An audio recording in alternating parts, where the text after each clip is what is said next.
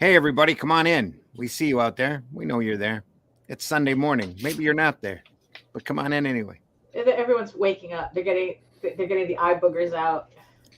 Well, here locally, it's Motor City Con weekend. Oh, that's true. Yeah, I mean that's going to be pretty interesting. Now seeing conventions coming back.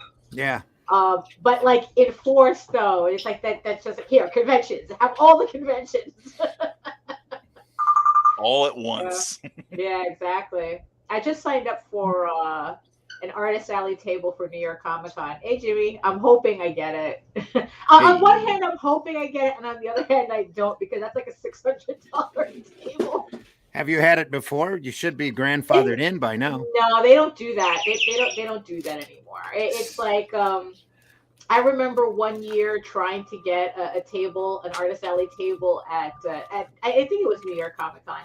And dude outright said that he wouldn't give me a table in case someone famous actually wants one. Ooh. Wow. Wow. Yeah, so yeah, when grandfathered in doesn't mean anything to them. That would have been if that had happened to me, I'd have said, "What's your name again?" Because I wouldn't remember that name. I just want to make sure I know who you are. Yeah, because what they really want is they want us to buy small press tables. Yeah. So that's how they force us into that section because that's like what, like $1,200, $1,500 for, mind you, like a booth space, not even a table. You have to bring your own table. You have to bring your own chairs. I mean, thanks, Reed Pop. And that costs you $1,200. Yeah, it's just the space. Yeah. For that money, I want somebody to carry my stuff in for me. Yeah, really. Is that an 8x8 or a 10x10 space? Oh, I don't know. Like I said, I'm only trying for artist alley, so let's see how that goes. I'm glad I'm European. I used to be a guest at every Motor City show, every Motor City for 30 some years, and then all of a sudden, nope. Yeah. No longer invited, no longer asked to come, and I used to do their T-shirt for them too every year. Right. Yeah. Do the separations for it and all that, and then nope. Right. It's like someone more famous. We need someone more famous.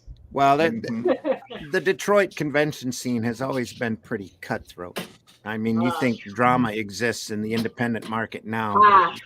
It existed pretty hard in the Detroit area, and people got pretty territorial. And I did a couple of other Detroit conventions, which I think is what did it. They decided, well, if he's going to do those shows, he doesn't need to do ours. Right. That's ridiculous. I mean, it's like it's so unnecessary too. I mean, it really is. I mean, it's like everybody wants to go to comic book conventions. Yeah. You know?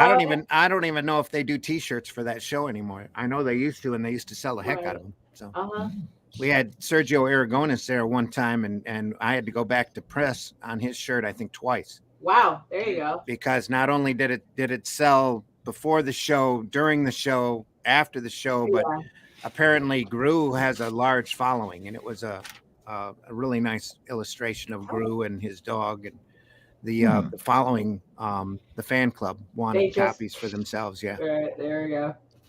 That blew right up. But anyway, nowadays I don't see the only Motor City shirts I see out there at shows are the ones that I had printed in the past. Valiant did one way back when, before Unity had come out, and it was a disaster. It turned out to be really terrible. What, right, the shirt or the show? The shirt, right in the middle of the run that I was doing, and I'm like, I didn't do that shirt. That wasn't me. No. Oh no. They tried process printing back when. Oh, you know what? That process printing has. I don't think. I mean, because back then it was really bad, but now I think it has improved. Oh no, the technology has increased so much. They have inkjet printers now. Yeah, but or the equivalent of inkjet printers. You can send it right from the computer straight to the platen on the shirt. It's amazing. It's so hit or miss though. Yeah. It's so like it's like nothing has the consistency of silkscreen. That's for sure. Well, no, the inkjet printers are a lot more exacting. It's the squeegee pull that's really risky because you have to get the dot pattern in just the right angle. Interesting. And you have to have the right consistency of pulling that squeegee, or you end up with a mess. And a lot of those Valiant shirts were pretty bad. Oh, that's probably what's happening. Yeah. But when they're doing it by inkjet, everything is exact all the way through. It's all computer driven. Right. It's literally a large, like your inkjet printer for paper that just goes across the shirt, neat, and then prints it. Right. I've seen some prints off of those machines, some full color process prints that are just amazing. Really? Okay. Oh yeah, just beautiful. Yeah, for me, my experience is hit or miss. The only thing that seems to work is like the die stub, and it's like, but even then, it's like, it's not. I don't know. Maybe I'm just too old school for my own good. Probably. I'm the same way because nothing works for me more than a 5/7 color shirt that's solid, that's silk screen printed. Yeah, exactly. That's squeegee pulled, and I've got a local printer here that's just amazing because he's been in the business for 35, 40 years. Is he the guy who did the Oswald shirts for JD? Yep. Oh yeah, because those are so nice. Those are very he's incredibly good. I've never gotten a bad shirt from him in the last 10 years. Not at all. That's cool. Nice. He's got good quality control and everything. Come on in, folks. Come on in. This is the Sunday Funnies for the 15th of May. 15th, yes. We're halfway there. Oh my God. If you had a bill due on the 15th, you're going to have to pay it on a Sunday. There you go. Yeah, which makes, it's... Oh, look, I'm just getting over the fact that we're in May, much less the middle of it. I know, right? 2 weeks, we're going to literally be halfway through the year. Yeah. Okay. I'm not going to dredge up my situation, but I've had a few months there. I'm still trying to catch up to the. Well, that's true. Yeah, that's true. Yeah. We'll dredge it up for you so you don't have to. Yeah, graphic novel coming soon. Let's just say that. Yeah. Come on in, folks. This is Sunday Funnies. We're going to run the opening, and then we will get down to something. We'll get down to something. We'll talk about something. Here we go.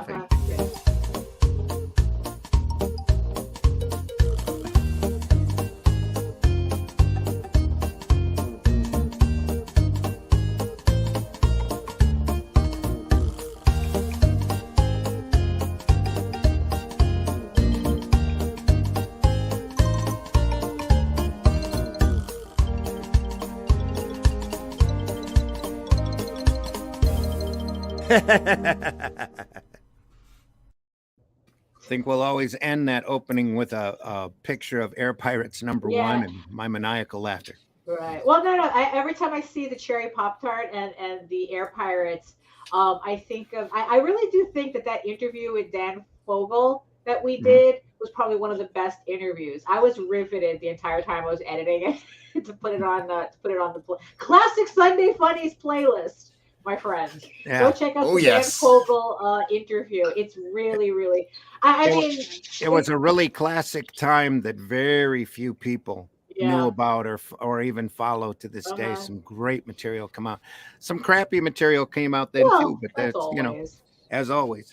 Well, what is it? 95% of everything is crap. Yeah. Sturgeon's law. Yeah. All depends on who you talk to. Especially percentages and statistics. Right, exactly. That's Mark Twain. Figures lie and flyers figure. Right. Well, I think Mark Twain must have been the first alien because he wasn't born when Halley's Comet came by, then he died when it came by in 1910.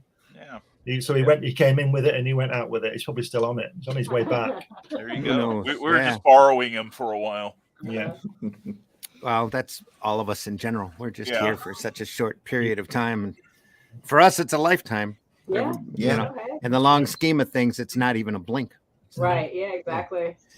Hey, everybody, let's talk more morbidity. Here we go. I'm your host, Randy Zimmerman. I'm a longtime alternative and independent comics creator, collector, just everything in this business. I love comics, love the art form. Have done just about anything that I can in the art form, and really happy to be here in podcasting.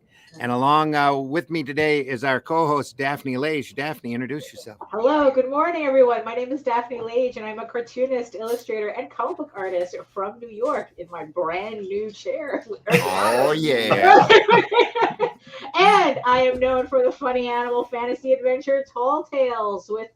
I'm looking forward to getting the proof for Volume 4 for that one. And I'm also known for my medieval fantasy soap opera, Eager Raven, Heir of the First Unicorn. I am also co-host with Nita Lanning on the Ragin 2 The Vlogs every Monday and Friday, which you can check out here on the Ragin 2 network. And also, in the meantime, you can read both my comics online at Tall Tales, TAILSonline.com, and egoworks.com, EGOWORKS. And you can check out all my videos on how I make my comics here on YouTube at Daphne Lage, Lage Art.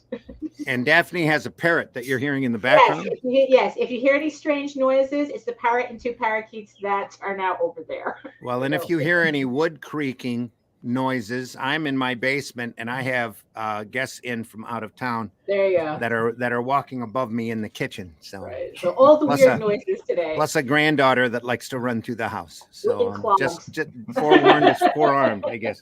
But yeah, we had kind of a family reunion yesterday. It was a fiesta that we planned months ago, back when I was flat on my back.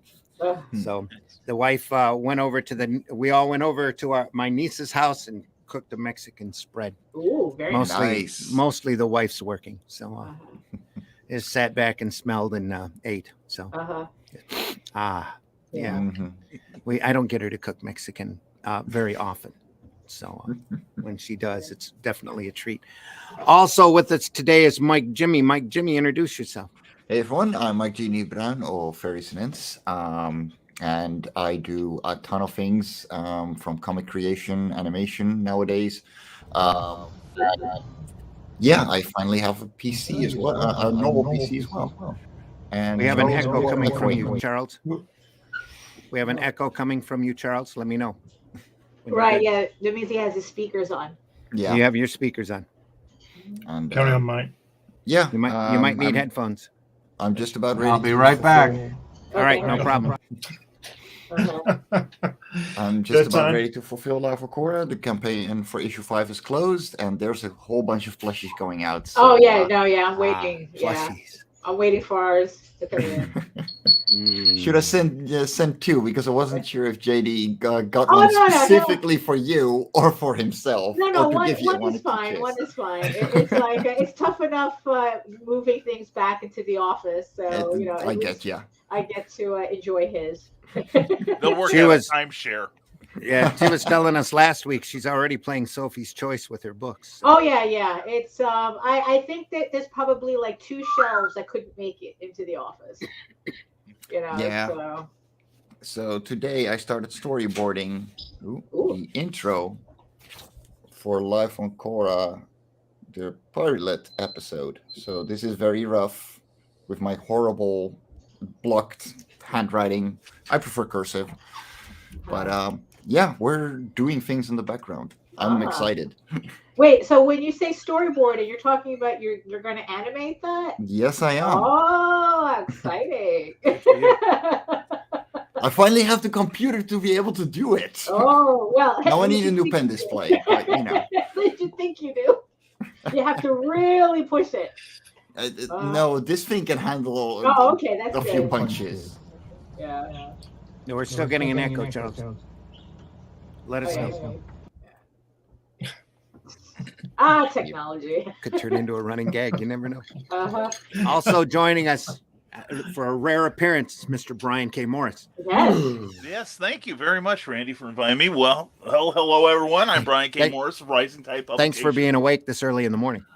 Well, no problem. It wasn't my idea, but thank my wife, who, when she's awake, it's like, Brian, it's time to get up.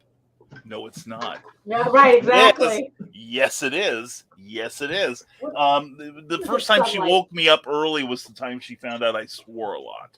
Oh, so, and we still got married. That's why I have to tell her, like, F off, darling. If you add that darling, then it makes it all worthwhile. But anyway, I'm Brian K. Morris, and I write some comics. I'm the editor of a few comic titles like The Zombie for World of Oz by Eric S. Hawkins, and I consult with a lot of people on theirs, but I do a lot of writing. Got a new book out, Major Marjorie, an anthology about a world of 1942. Marjorie Pettis is the darling of radio with her science fiction show where she defends the Earth from alien invaders. What people don't know is they're based on her real life exploits. And And I am also the editor. Somebody's going to remind you that I'm the editor of his book, but I'm not going to do that because I'm now. I say I'm an award-winning playwright, but now I am a genuine award winner for a story in this book here. Last week, when I should have been here, I know. I won an award for best short story. Yes. Congratulations. Thank you. And the parrot agrees too. Exactly. The parrot does agree. Yes. Thank you. And I'm over the moon about it. It's like I now I know how Sally Field felt. Like you really like me. You really like me. But no, I also do some broadcasting. But if you want to find out all I do, go to risingtide.pub for all the information. Great. And thank you for having me, guys. I appreciate it. Thanks for coming on, buddy. Like I said. Yeah. Also joining us today is Glenn B. Fleming.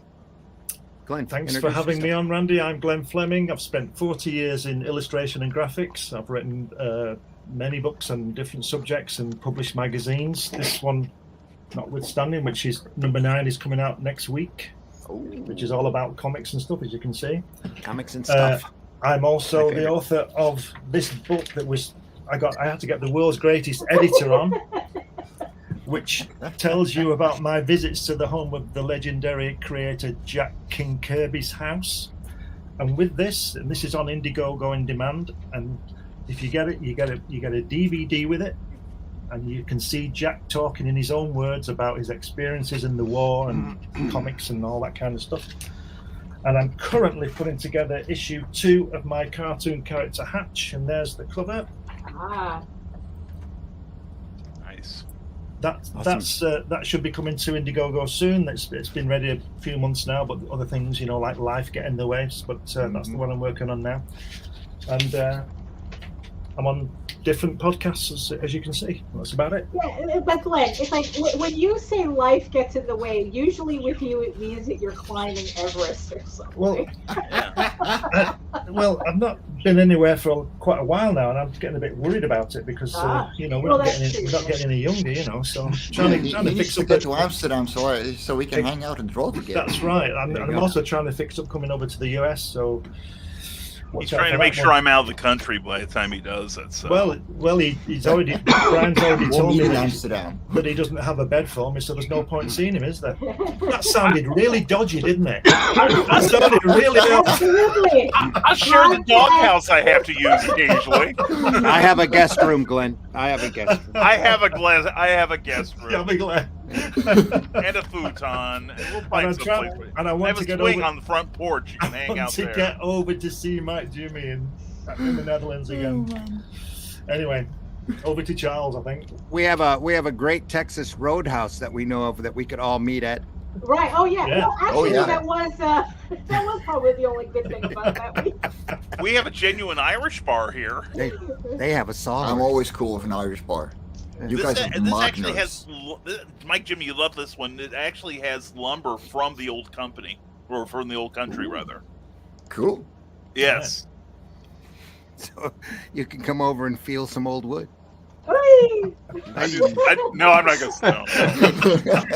No. This isn't my show. I can't do that. Hey, folks, we might be TVMADLSV, but we're here to talk about comics. And to help us do that also with another rare appearance here, it's Charles Santino. Charles, so happy to have you here. Can you hear me? Yes. I can hear you just fine. And only once. Can you see me? Yes. Am I echoing? No, it's all good. Excellent. I think Glenn held up a magazine that I might have some material in. You've got some, not this one, but issue 9 next week. There's a couple of things in there from Charles, a couple of articles in there you should read. A really good one about Fantastic 451, which he got totally wrong, but we'll talk about that. I'm very happy that Glenn was willing to publish it, despite that he disagreed with the premise of the article, which is that it's a wonderful, classic, moving, emotional masterpiece of a story with a giant plot hole that you could drive a starship through. And you put me in between these two, and these guys are going to fight. And the plot hole is very simple. You're telling me that Ben Grimm can't convince Reed and Sue that he's the real deal? Now, Reed and Ben go back 25 years to World War II. Ben can't come up with something that only they know. And hadn't they already met the Skrulls, the shape-changing Skrulls 4 times? And once convinced that he's a fraud, they let him unescorted out of the building. It makes no sense. But well, I think it makes sense if you're 12. And I was 11 at the time, and it made a lot of sense to me. But I go a step further and I fix it. You can have that. You can take that scene out and have virtually the same story, with a very minor edit or two. So well, back then, Stan Lee was pretty much the editor of the company, and he was scripting. So I'm sure he didn't have time to fix it, even if he thought there was a problem. No, he's writing like 3 books a day at that point. Yeah. So. Oh my goodness. The other article in there is about 3 books a day. The other article is also about Fantastic Four, and my premise there is that the Frightful Four were created to be another go-to group of villains to replace the Submariner, because before the Inhumans showed up, you had Doctor Doom and Submariner kind of going back and forth as the go-tos, and then they decided to make a hero out of Submariner, give him his own strip, and I think Frightful Four was supposed to take his place, but then the Inhumans showed up, and there was no room for the Frightful Four and the Inhumans, and even Doctor Doom got kicked to the curb for a little while. And I go on in great fanboy detail as to why I think this is a valid premise. But don't forget that one of the Frightful Four was an Inhuman. Yes, yeah, very conveniently. I mean, Jack wasted nothing. That's right. That's right. I think at the time she was introduced, they hadn't planned that far out. No, absolutely not. Yeah. So what do I do in the world of comics, Randy? There you go. What do you do in the world of comics? You can create see him right now. Yeah, you can see him behind me. He's still available on Amazon and Indiegogo. The second issue is completely drawn. It's about to be lettered when I get around to commissioning that. And guess what?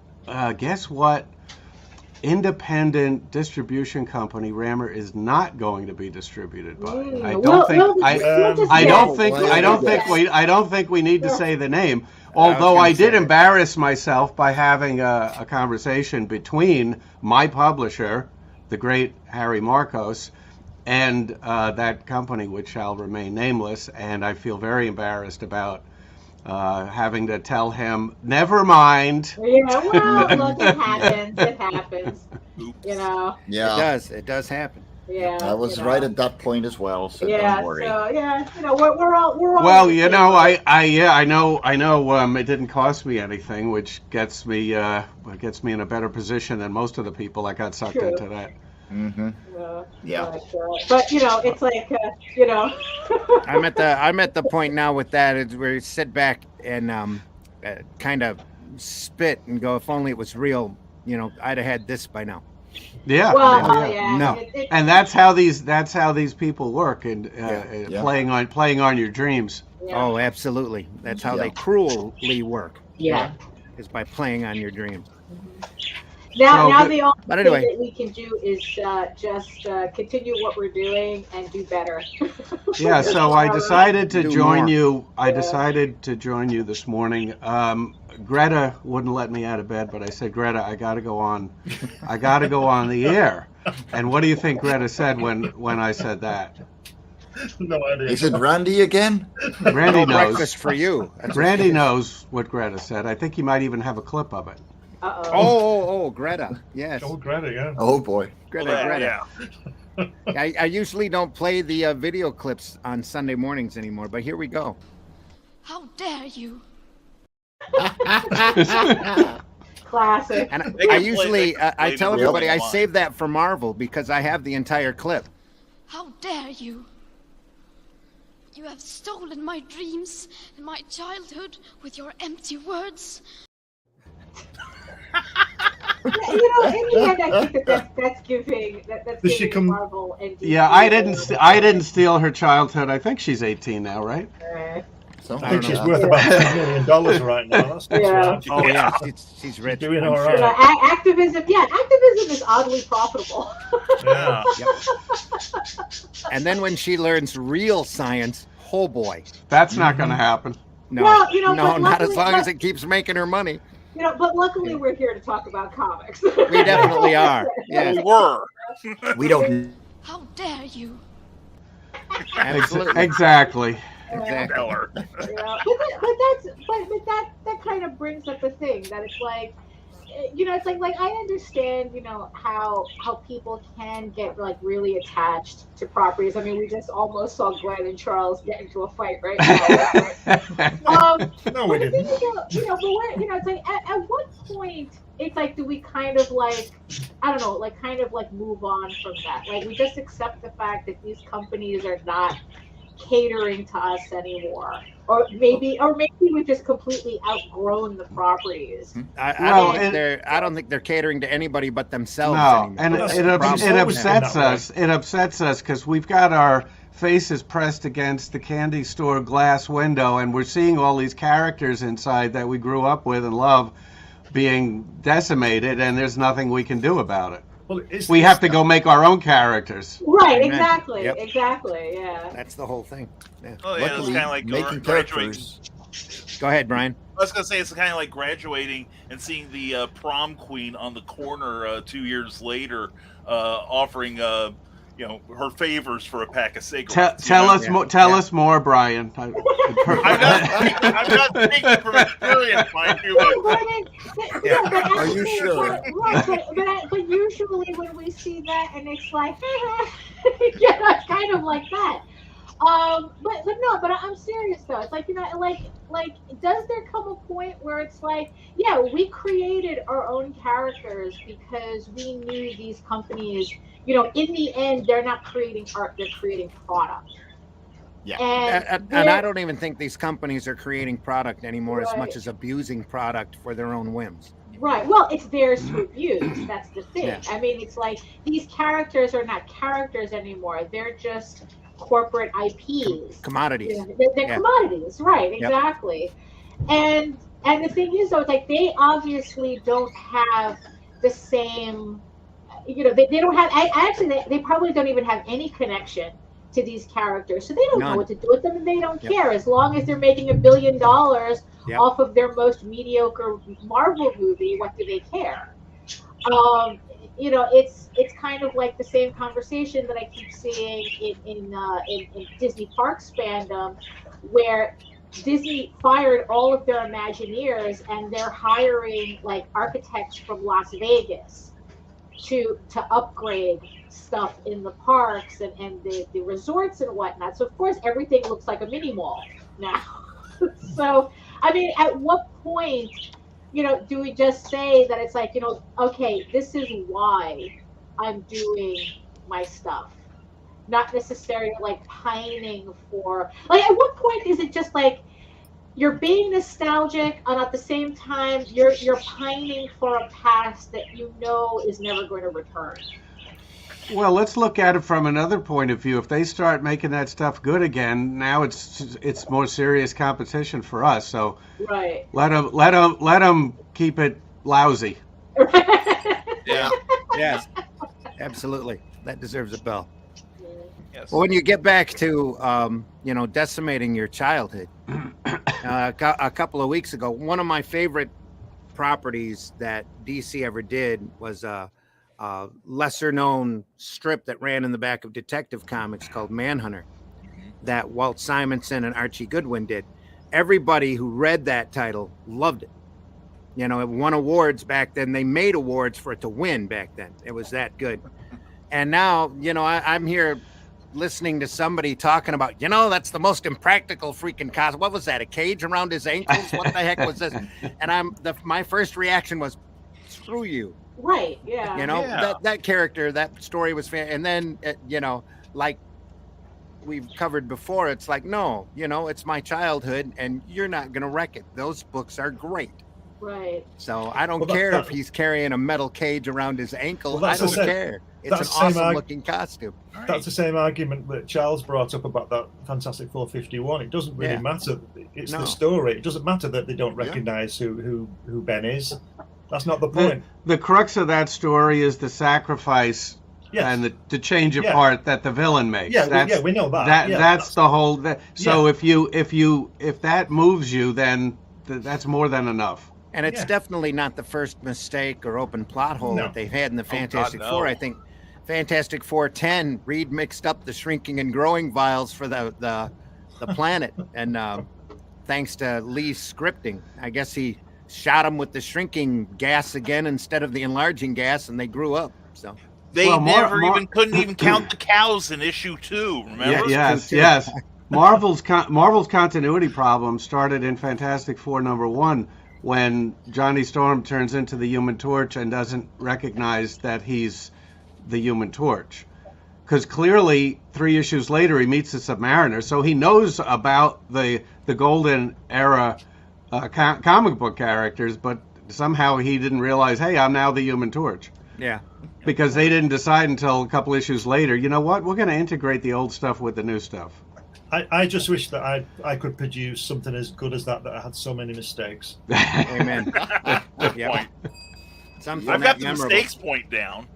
That's back when the Fantastic Four was fantastic too. It's just such a wonderful time back then. The first 50, 60, even 75 issues of Fantastic Four are just unbeatable. Back in the 80s, a guy I worked with, when Billy Joel, the singer, was sort of #1. I like Billy Joel records. I think they're good. I've seen him in concert. I think he's great. And this guy at work said that Billy Joel doesn't know how to write a song. Oh, wow! And I said, it's like the same as the same guy. This is the same guy who said that Jack Kirby didn't know anything about anatomy. That's not the point. No, I know, but it's. I mean, I wish I could write songs as well as Billy Joel. Whether you like them or not. That's his strongest suit, is songwriting. Yeah, he's worth tens of millions of dollars, and I wish I could write a song as bad as that. Right, yeah. I wish I had the nerve to splash on the cover of my comics, the world's greatest comic magazine. Yeah. How about that? Yeah, but it deserved it and it earned it. Yeah. Yeah. But I mean, here's the thing: it's a title you couldn't argue. The person who says that all of a sudden, that he knows better than Billy Joel, what did he do? Yeah. What's his claim to fame? Right, exactly. Because I knew a lady who would always complain about like Boys to Men. They don't know how to sing and this, that, and the other thing. Meanwhile, she was just like some crabby housewife nobody liked hanging around with. So it's like, I'm sure Boys to Men is broken up about the fact that you don't think they can sing. Is it okay before Twitter? Is it okay to criticize Milli Vanilli, though? Is that okay? Well, technically they were the first corporate. They were the first corporate produced cover band. No, cover band maybe, yeah, but there was always the Monkees. The Monkees, I was just gonna say. Oh, that's true. That's true. Yeah, that's true. 10 years the Monkees all decided to get a conscience about themselves, and then they realized they were making art, and they all became artists. Right. Yeah. But I mean, but the difference is, like, were the Monkees lip syncing their songs? No. Okay, so at least they could actually sing. Yes. Because they were supposed to be rip-offs of the Beatles doesn't make them less fake. Milli Vanilli weren't even doing that. Yeah, that's right. They were all lip syncing. Well, 10 years ago, I used to produce this magazine, and I called it the Great British Comics Magazine. Because for 2 reasons. One, because it's great, and one, because it was the only one. And it was British. And it was British, yeah. There you go. So there you go. You could have even said it's the greatest. Yeah, exactly. Yeah. I could have done. I thought that was taking a bit too far. Glenn's modesty prevented it. I know. Doesn't mean I'm wrong, though, does it? You should be proud of your humility. But you see, it's like just the way everybody was talking. I mean, it's like it's obvious that Marvel could do their worst, and yet you could still talk very, very positively about your childhood comics, and so it's obvious your childhood is very much intact in spite of what Marvel is doing. Yes. Well, you get to the point where you just flip the finger and go, yeah, okay. You want to say that with that character? That's not what I would have ever done. Right. Yeah. And then, like you said, you go out and you make better icons. That's the way that you. That's the way that you beat the system. Well, it reminds me of I think it was Raymond Chandler wrote The Big Sleep. Mm-hmm. It's a book with 8 unsolved murders in it. They made a movie where they couldn't solve 4 of them, and I have fallen asleep every time I've tried to watch the film, and I could barely get through the book. And somebody made a point of, like somebody interviewed Chandler and said, "Well, do you think that they changed your story? Do you think they ruined your book?" And he pointed to a copy of it on his bookshelf, said, "No. The book is still good." Right. It's right there.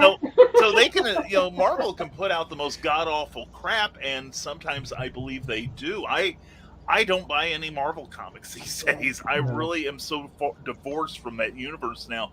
But that doesn't mean I can't pick up an old, like the old Steve Ditko Spider-Man and not love them like I did when I, before I was even a teenager. And you have to ruin stuff. And you have to pick up the old ones because the new ones are so badly recolored. I mean, the recoloring of the classic stuff is. You ever look at Jose Villaruba's Facebook posts about coloring? No. You got to follow Jose. He's a master colorist, and he's always putting up examples of good and bad. I guess he's doing a Rights and Swamp Thing restoration right now. Oh wow! Good on him. He's terrific. He's got a sense of restraint with computer coloring that a lot of contemporary colorists don't have. I mean, I've been bitching for about 10 years now. Just you have like every color in the imaginable palette now, thanks to computers, and all you do are navy blue, brown, and gray. Yeah. It's like they either go to. It's either they only use the 3 colors or they try to use all of them. It's like there's never. It's like no, you have to. You see that's the thing. That's why the coloring of the old stuff is usually pretty bad, because they're trying to apply a very modern technique to an older technique that was utilizing. I guess like it was trying to take advantage of the limitations of the time. So you can't put like all these extravagant gradients on an image that was literally produced for flat color. And not only that, but flat color made out of dots and whatnot. There's just this very and also taking into consideration the texture of the paper as well. Right. And what I find ironic is that I'm constantly seeing ads for all these filters and brush sets that's supposed to emulate that old style that for some reason a lot of modern colorists are trying to like get rid of, but yet there's another subset that's trying to bring that back. That's why got that palette. Yeah. In the mid-60s, there was a comic, Randy's seen this, there's a comic called TV Century 21, which was basically a vehicle for Jerry Anson's marionette series, Thunderbirds and Stingray and things like that. Mm-hmm. And that was printed on photogravure, and on really, really nice paper. Randy's seen these. They're really, really beautiful. And all the artwork was all hand-painted by people like Frank Bellamy and Mike Noble, Ron Embleton, people like the real fine artists and good artists. And that if TV 21 had been printed on the newsprint that Marvel Comics were at the same time, it would have been absolute rubbish. There would have been no colour. It would have just been mud all the way through. So they went to photogravure, which is how would you describe it, Randy? A more sophisticated way of printing than just full colour press. Probably the best printing technique at the time. Yeah. And this comic was more like, well, it wasn't a comic, it was a magazine. Mm-hmm. It was a magazine size and shape. It was more square than it was small like American comics. And it was beautifully produced, and the artwork is absolutely superb. And I would urge you to just put Frank Bellamy into Google and look at his artwork.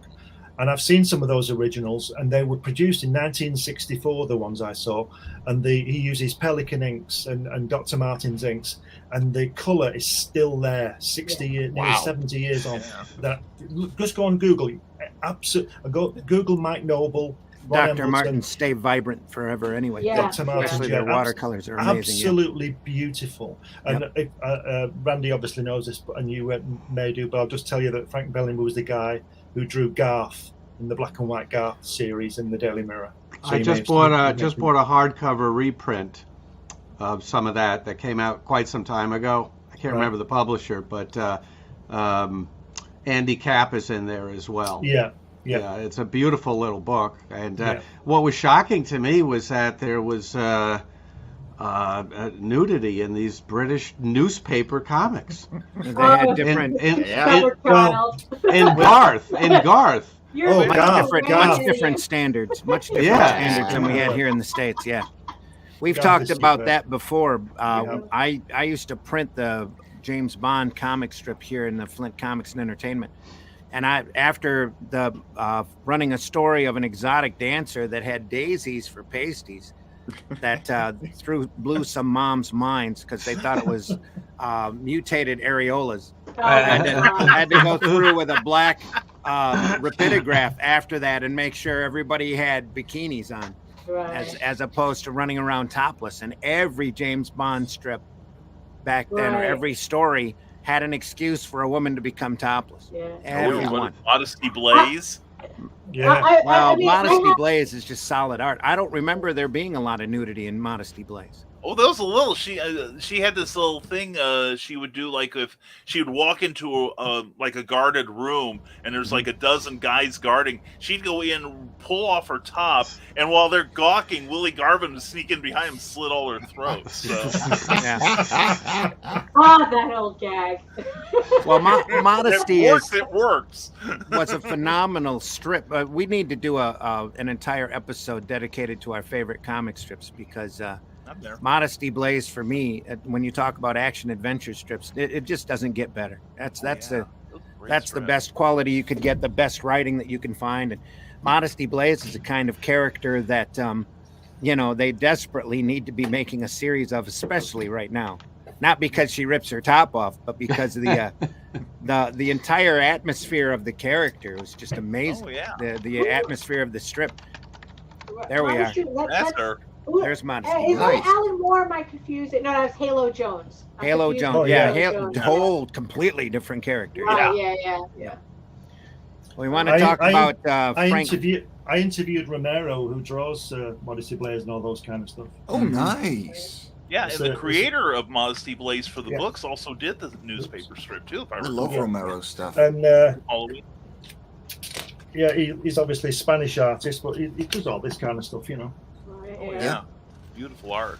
The original artist on that strip was on it for years and then ended up dying, I think, in a train accident. Yeah, was it Jim Hardaway or something he was called? I think so. Yeah, it's tragic. But it's like I have a lot of books, European books, where it's like they have full nudity in it, and there is absolutely no warning on any of the covers or anything. Because I think people it's are mature, to be adult about them. Yeah, exactly. I mean, it's like what it's like. We would have nude, like a page 3 girl or something. It's like where it's like some topless chick in the newspaper. Yeah, that's right. Here's an example of Frank Bellamy's work. That's beautiful. That's not Bellamy. That's not Bellamy? It's so pretty. Oh, man, that looked like that's Jerry Haylock. That's Jerry Haylock. Oh, good on you to spot that. Sorry, it seemed like didn't want to, look like a complete idiot here. There's Bellamy right there, right? Yeah. Nice. Wow, I can literally see them trying to print this, here and it'd be like all garbage. It's fabulous work. Look at that. Yeah. Absolutely brilliant.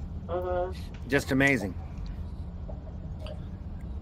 Yeah. Can you imagine Charlton Comics trying to print that? Yeah, no. With all of the registers that don't match up, yeah. Yeah, exactly. I mean, look That at, would look have at been that an subtle incredible coloring mess. that you know they would not have been able to reproduce here.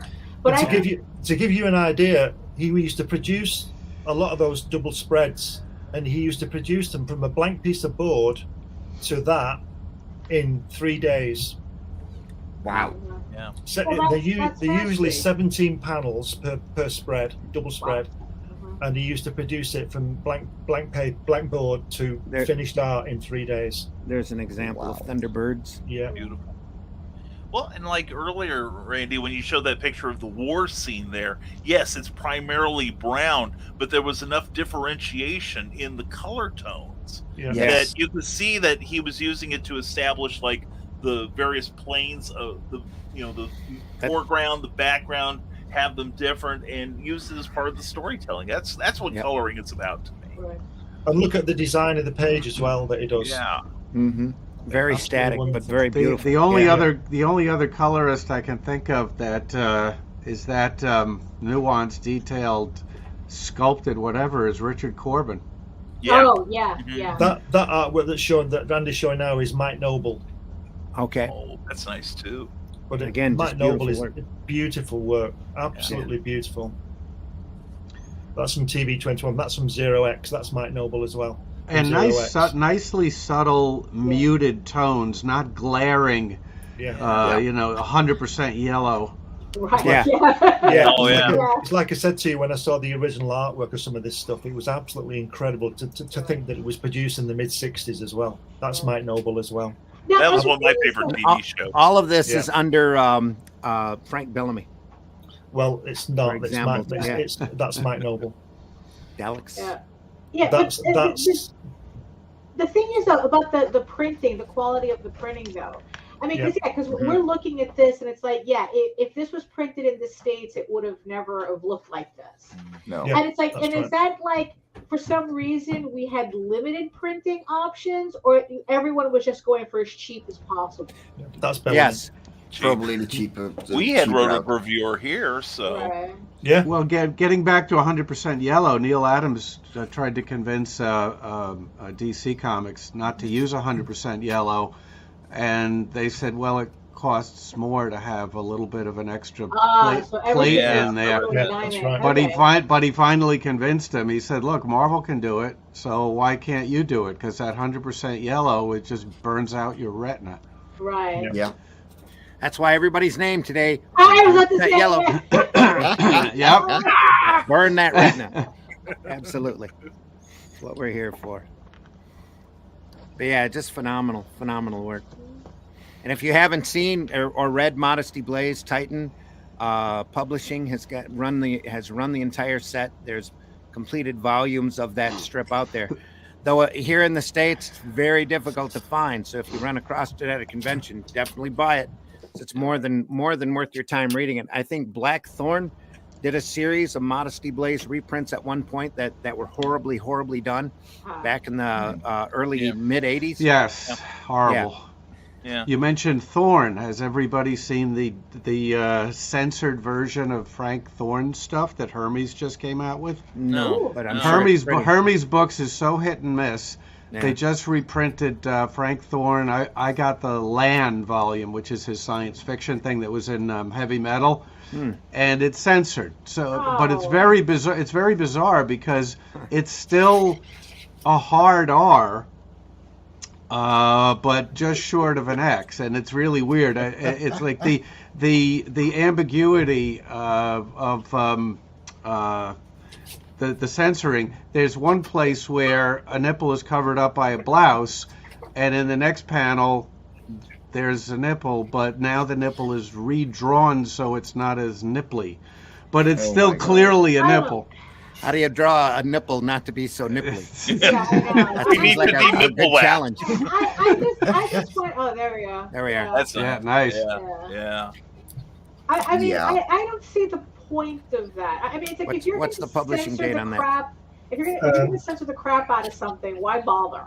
Right, and it's still not something you want to show the kids. So what difference does it make? Right, exactly. And there's other places where the where you see full frontal, so you'll see pubic hair, right? So what they did in the censoring is, instead of you being able to see this kind of black with some individual hairs kind of drawn in, right? So there's white highlights. Now it's just a black patch. It's still clearly pubic hair, so why bother? Yeah, exactly. 1987, Randy, that's published. Okay. Yeah, it's been a while since somebody did a. Can I just say, IDW has recently reprinted that. I don't know. Yeah, just say that when I interviewed Romero, I think one thing he was sort of annoyed about, but laughed about it, was that they used to get the Daily Mirror would, when he put his artwork in, they get another artist to make his women look ugly.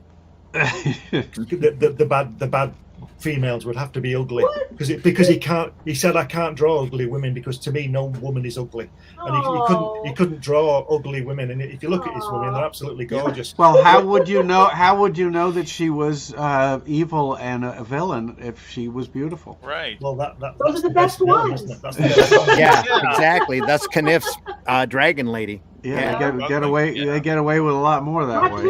Hot villains for everybody.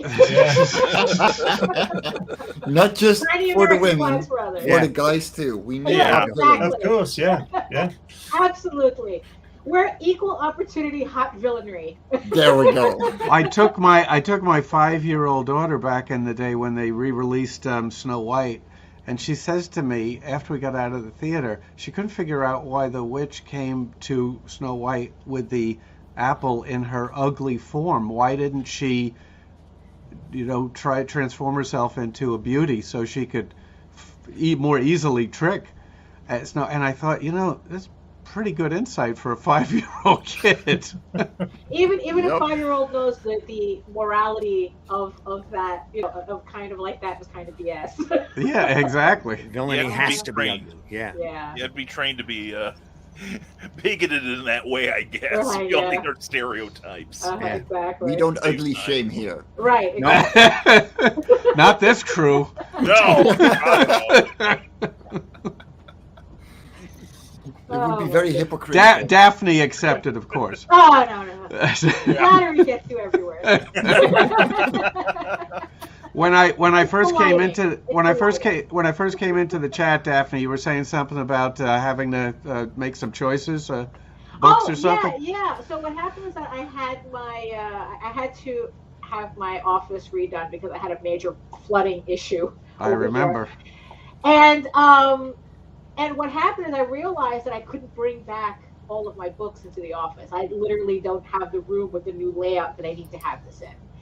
And that was kind of like the weirdest thing. So if you could only bring in like say for some bizarre reason you could only have like 5 books next to you as opposed to like your thousands. What would be your top 5 books that you absolutely... Now, I'm not talking about reference books. Right. I'm talking about the quintessential titles that you cannot function without in terms of your creative... I don't know, but whatever you decide, you can always rotate them in and out. I mean, it's a lot of books to rotate. I was going to say that would be an impossible choice because it's constantly rotating for me. Yeah. Because that's kind of like what I had to do. I had to go through all these tubs of books, and I had to choose a very limited enough books to fit on one shelf. And we're talking about 5 shelves worth, and it's like, and I'm looking at them, it's like, okay, I have to have these books next to me. Which ones? Glenn will appreciate this. 2 of the books that I would pull would be Stuff Said, the Jack Kirby thing by Tomorrow's, where he makes the case for who created what, and The Wonder Years, which is the book about Jack Kirby and Stan Lee doing the Fantastic Four from 61 to 70. Those 2 books, both published by Tomorrow, I look at every day, so they would have to be there. Well, right. One of my books would be this wonderfully edited book. That is one of your books. Yeah. It's our book, Randy. There Yours too, you know. He gets half custody. He just asked me to write some thoughts at the front of it. That's all. But they had to be edited, you know. And, and I'm glad you did. Too. Actually, I did a lot less work on yours, Randy, than I did on someone else's who will go nameless. Well, so Randy, so it's like, okay, so you cycle out because you couldn't even, short of a fire. I guess. I would have to give you a tour of the basement. That sheet is up there for a reason. Like, what books are next to you right now? Right now, I have a handy Tales from the Aniverse book because we were talking about ducks earlier this week. The first massive issue because it's got a great Bob Gorby Ganda on it. Let me blow that up just so. When we talk funny animals, I definitely think of Barbarian Ducks. Wow. Just a great illustration that I had to print on the back cover. Front cover is mine. Introduction of characters. I have the IDW volume of The Art of George Perez. Oh, very nice. Ooh, nice. Very handy, very thick, I may add. And the joy, I got to tell you, the pure joy on this is that it covers not just George Perez's comic career, but it also prints all of the local theater production poster work that he did for his local theater company. And a lot of that compositionally is just amazing to look at. Here we're looking at Sweeney Todd that he did, and it's all artwork. You never see the musical, Barefoot in the Park. Look at that great silhouette work. Just nice. Just amazing composition. He put his heart and a lot of thought into doing it. A 2-page Romeo and Juliet. Wow. And these are works he knew that were only going to be seen locally for the local theatrical production. That anybody who knew George knew that he was a bit of a ham anyway. And just, he literally put his heart in a lot of this. Here's the carousel. Ooh. Just look at how great that looks. Those are gorgeous. Yeah. I wouldn't even recognize those as George Perez. The Mikado, there's his autograph right there. Yeah, like Neil Adams. There's always like a Neil Adams-ish look to everything, even when he was doing advertising work. There's an entire section. Pretty much all of that part of the book is his theater work. So when I saw that, it was like a no-brainer for me. It's like, I got to get this because there's all sorts of stuff in here I haven't seen before. The Trial of Ebenezer Scrooge. Right. Oh, that is a good one. Get that. Can't get big enough on that to see fantastic. All the intricate. And George, all of the little detail on it and everything is just right there. The great books. Just some wonderful composition on this. Huh. Just George literally at his heartfelt best. Just amazing stuff. And on top of that, it's got a lot of great illustrations, convention sketches, a lot of his earlier work. Marvel in that work. Wow. I don't think it's got anything in here from Oracle. I don't know. I haven't really looked for it. But is that like a recent book or something that you found at Ollie's? Oh, no. This is something I bought from...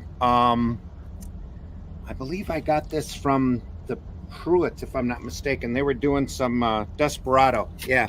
Desperado was in with IDW at the time. Desperado did a series of beautiful art books about the same size, about the same thickness, focusing on different artists.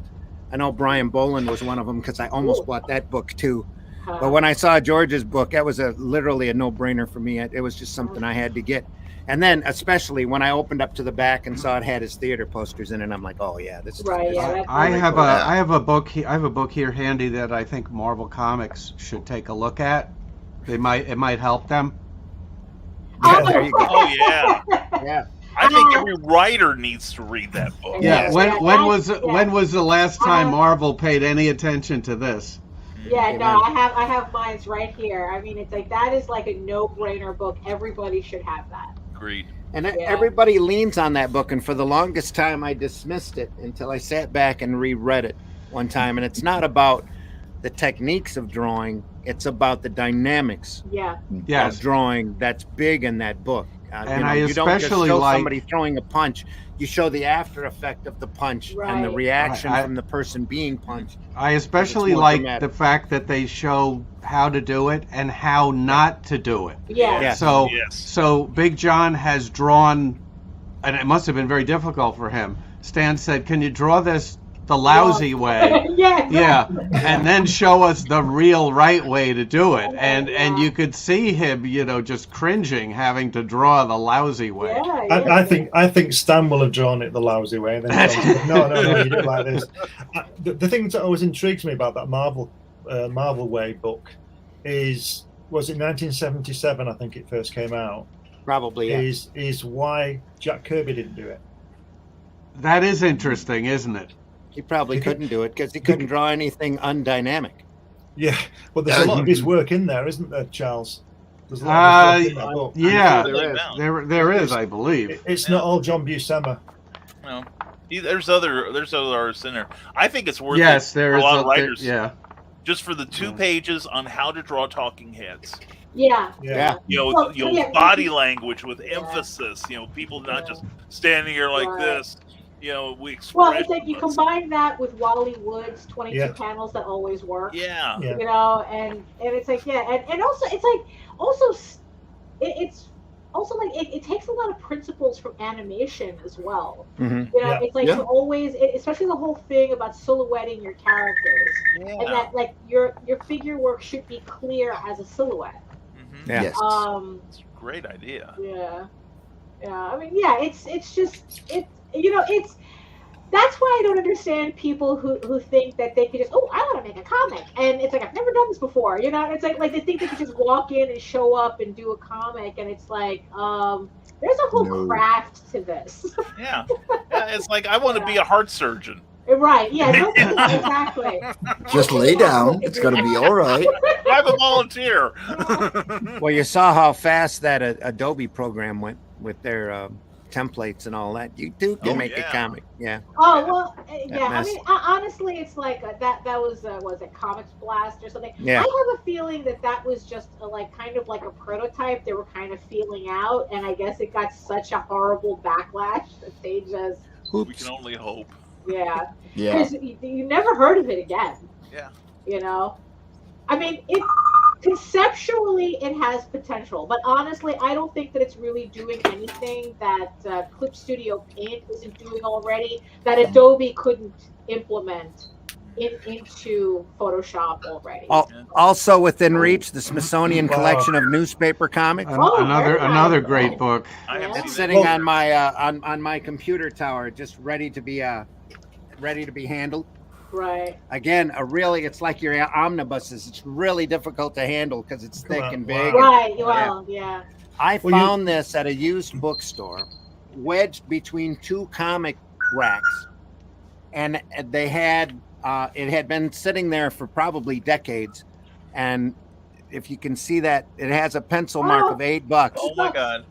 I took that up to them. I said, "Is this $8?" Yeah. Okay, I'm buying it. Right, nice. You can still get that book relatively inexpensively. You can get that book for under $20. It's a great collection of comic strips and a good history of the comic strip too. If you go back and look, the tail end of the story on that, like I said, I found it wedged between 2 overstuffed comic racks. Less than a week later, that bookstore was struck by lightning. Oh, and the lightning went all the way through the center of the store down into the basement and caused a catastrophic fire, and everything in the building was completely burned out. Wow. And the guy had a tremendous collection of stuff here in Flint that he was catching people as they were moving out of Flint because of our anybody that's kept track of the economy over the years. In the 70s and in the 90s, there have been the early 2000s too, there were minor depressions, and folks left the area to go other places to work in the Texas oil fields or wherever they had to go in order to make a living. And this guy had amassed a huge collection of collectible paper. And that lightning strike just literally wiped out probably a good third of what he had collected. But the happy ending is Randy got his book. I was lucky. Yeah. Oh, yeah. When that happened, I went, God holy waited crap. long enough. Yeah, maybe there was a reason I was meant to find that book, because I just happened to glance down and there it was wedged between those two newspapers. Well, God was showing you, Randy, with his lightning bolt. He was saying, go to this place and buy this book for $8. Yeah, do it now, because it wasn't there the week after. None of it was. So yeah. Right. It wouldn't be there the week after, would it? Because you bought it. Yeah. Just amazing. Also, within since we're talking about what you got handy, I have 2 paperbacks that I have had since I was a kid. One is All in Color for a Dime. Yes. Oh. Yeah. By Don Thompson. Look at that bottom corner's ripped off. Doesn't hurt the book any. It's an amazing book. Don Thompson and who's the other guy that wrote on this? It's still got my address in Montrose. When I grew up, my first 17 years, I was in Montrose. Was it Thompson and Dick Lupoff? Yeah. Wrote this. Yeah. And again, if you haven't seen it, great essays on early comics. I learned a lot of comic history off of that book. And also Don Goulart's the informal history of the Pulp magazine. Oh, yeah.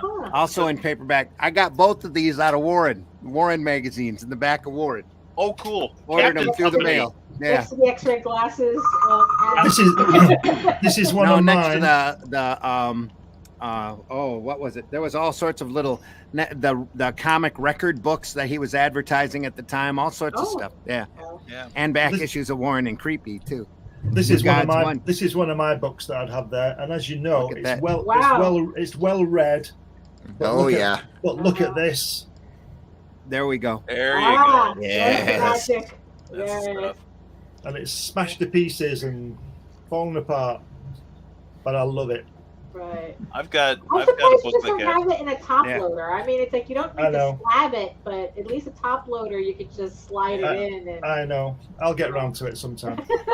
Also, within arm's reach, comics. The history of comics in America. Les Daniels. Love this book. Every time I see this book on sale at a bookstore, at a convention, I always buy it and I give it away to somebody. Want an education in comics? Yeah. There you go. This goes up to probably the 70s, but that's about as far as it goes. Covers the, I don't know if I can show that. Let me check. Oh, yeah. Yes, I can. It goes through the underground era. Yeah. There's an example of Trina Robbins here. Yeah. Early drawing of Wonder Woman by her. Yeah. Yeah. Just phenomenal stuff. It goes all the way through the underground movement. Oh, and by the way, you can also mentioned catch earlier our interview with Trina Robbins on the Classic Sunday Funnies playlist. Absolutely. Yes, I love that one. That's a great interview too. Phenomenal. Yes. And great person to be interviewed. So much information. One of my go-tos would be a book I bought when I was 9 years old, The Great Comic Book Heroes by Jules Pfeiffer. Got 2 copies of that. I have the original first press, and with the dust covers beat to hell because I've read it so often. And I've got the Fantagraphics reprint, which unfortunately doesn't carry the comic reprints in it. It was the first time I'd ever read the original origin of Superman. First time I'd read the origin of Batman, the first Joker, a spirit was Seraph was in it. It's an adventure he had in India. I remember that. Yeah. Right? Yeah, they miscolored it, but what else? It was the first time I ever saw Captain Marvel. Shazam, Captain Marvel. Me too. My dad had talked about him. Yeah. No idea who the character was. Yeah. Yeah, an old Human Torch, an old Submariner, just all kinds of classic stuff. Origin of the Alan Scott Green Lantern, and it was from the point of view of a kid who had grown up with that stuff, and then eventually he got a job with Will Eisner. So at 14, I had that book because I had to save up half of the cost of that thing, and my parents said they do the rest because I wasn't exactly a thrifty young person at the time because I spent all my money on comic books. And I saved up for that book because I saw a listing for it in Castle of Frankenstein. Remember that, Randy? Yeah, the old magazine. Yeah, it's kind of like a more fanboy version of Famous Monsters of Filmland, and they had a comic review column in it. Yeah. And I had them special order it for me. So that book is that's probably that'd be one of my bedside books. Cool. I have let me reach here. The follow-up to All in Color for a Dime, the great comic book. Oh yeah, I've got the paperback of that. The second version, the hardcover. Lucky I wish I had a hardcover of All in Color for a Dime. I found that at my library. That's how I got my early comic book. My folks wouldn't let me have superheroes in the house. So the Jules Pfeiffer book, the comics book, the All in Color for a Dime book were all read at the library. And then once they let me have superheroes, then I was ordering, books offline or getting them any way that I could. I remember having to order X-Men number 98 from Richard Elf in Canada, off of the I think it was inside of one of the comics, because I couldn't find it anywhere. I found was it 98? Yeah, 97. I think it was X-Men restarted at 96, right? 97 was the death of Thunderbird. And 94, but I could be wrong. Yeah, 94. Was it 94? Then it was 95 that I ordered from Richard Elf. Thunderbird. Yeah. I had 94. I picked up 96, and I'm like, oh, Then they were mourning the death of Thunderbird. I'm like, no. So I had to. It took me like 2 or 3 months in order to get it in. Yeah. I think one of the best books around, I've not got it to hand, is that Will Eisner sequential art book. You must have seen that. That's superb. I've got a copy of it back here, signed by Will to me. Oh, nice. First print. Yeah, it's almost, the front cover is almost falling off like your New Gods book. Yeah. I mean, also like an addendum to that Will Eisner book is that it's like, it's not necessarily a how-to. It's more like an academic version. Yeah. It's like an academic book about sequential art rather than being a how-to. It's very much written at college textbook level. Yeah. And then I still pull stuff out of it every time I sit and read it. Every time. There's that particular few pages where he does Shakespeare, isn't it? To be or not to be, whatever that's from. And he does that guy on the rooftop, doesn't he? And he's quoting all that, and he's telling you, he's showing the storytelling of the guy. Yeah. Saying that speech or that poem on the rooftop, and he's showing you how it could be anywhere, but he's showing you how to use sequential art to move it along. It's a fantastic. I think it's 4 or 5 pages, isn't it? Yeah, literally reciting Shakespeare. Yeah, it's absolutely brilliant. And he's on the top of the rooftop of like a New York tenement, isn't it, with the chimneys and all that kind of. And Hamlet's "To Be or Not to Be" speech, if I'm not mistaken. Yeah. And it's the rooftops always remind me of the Godfather type of thing in old New York, with those chimneys and all that kind of stuff going on.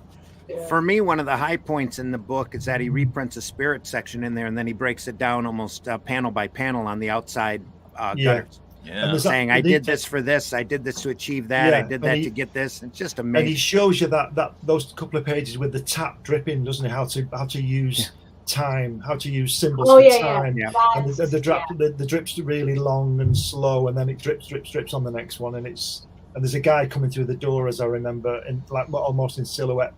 The tap is really in front of the reader, and the guy is further back.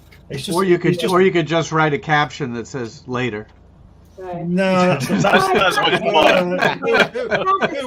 is this guy? I bet this guy Santino thinks that Fantastic Four's got a book on it. I hate it when mom and dad fight.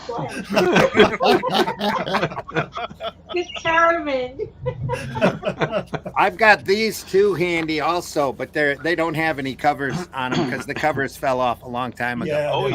Steranko's History of Comics. Yeah, I've got those. Again, it's like All in Color for a Dime in the comic book. I'm still waiting for the third issue. Yeah, I paid for mine, and I have a postcard from Steranko, handwritten, where he said, "Quality takes time to create." I figure this thing is going to be like the holy grail of comics, because how long have we waited for this thing? I mean, when was that published? Early 70s. Yeah. So it's 55 years ago. So where is it, Jim? Yeah, Jim, I'm all the money back. You're 85 now. Where is this? 50 or whatever I mean. 72. In fact, we're all nearly 85. Where is this third book? Apart from Mike. I was about to say, only if you flip around the numbers. And here we thought that type of thing was only exclusive to crowdfunding. Steranko was an innovator in so many ways that now we're only beginning to recognize. You need to find that postcard and frame it.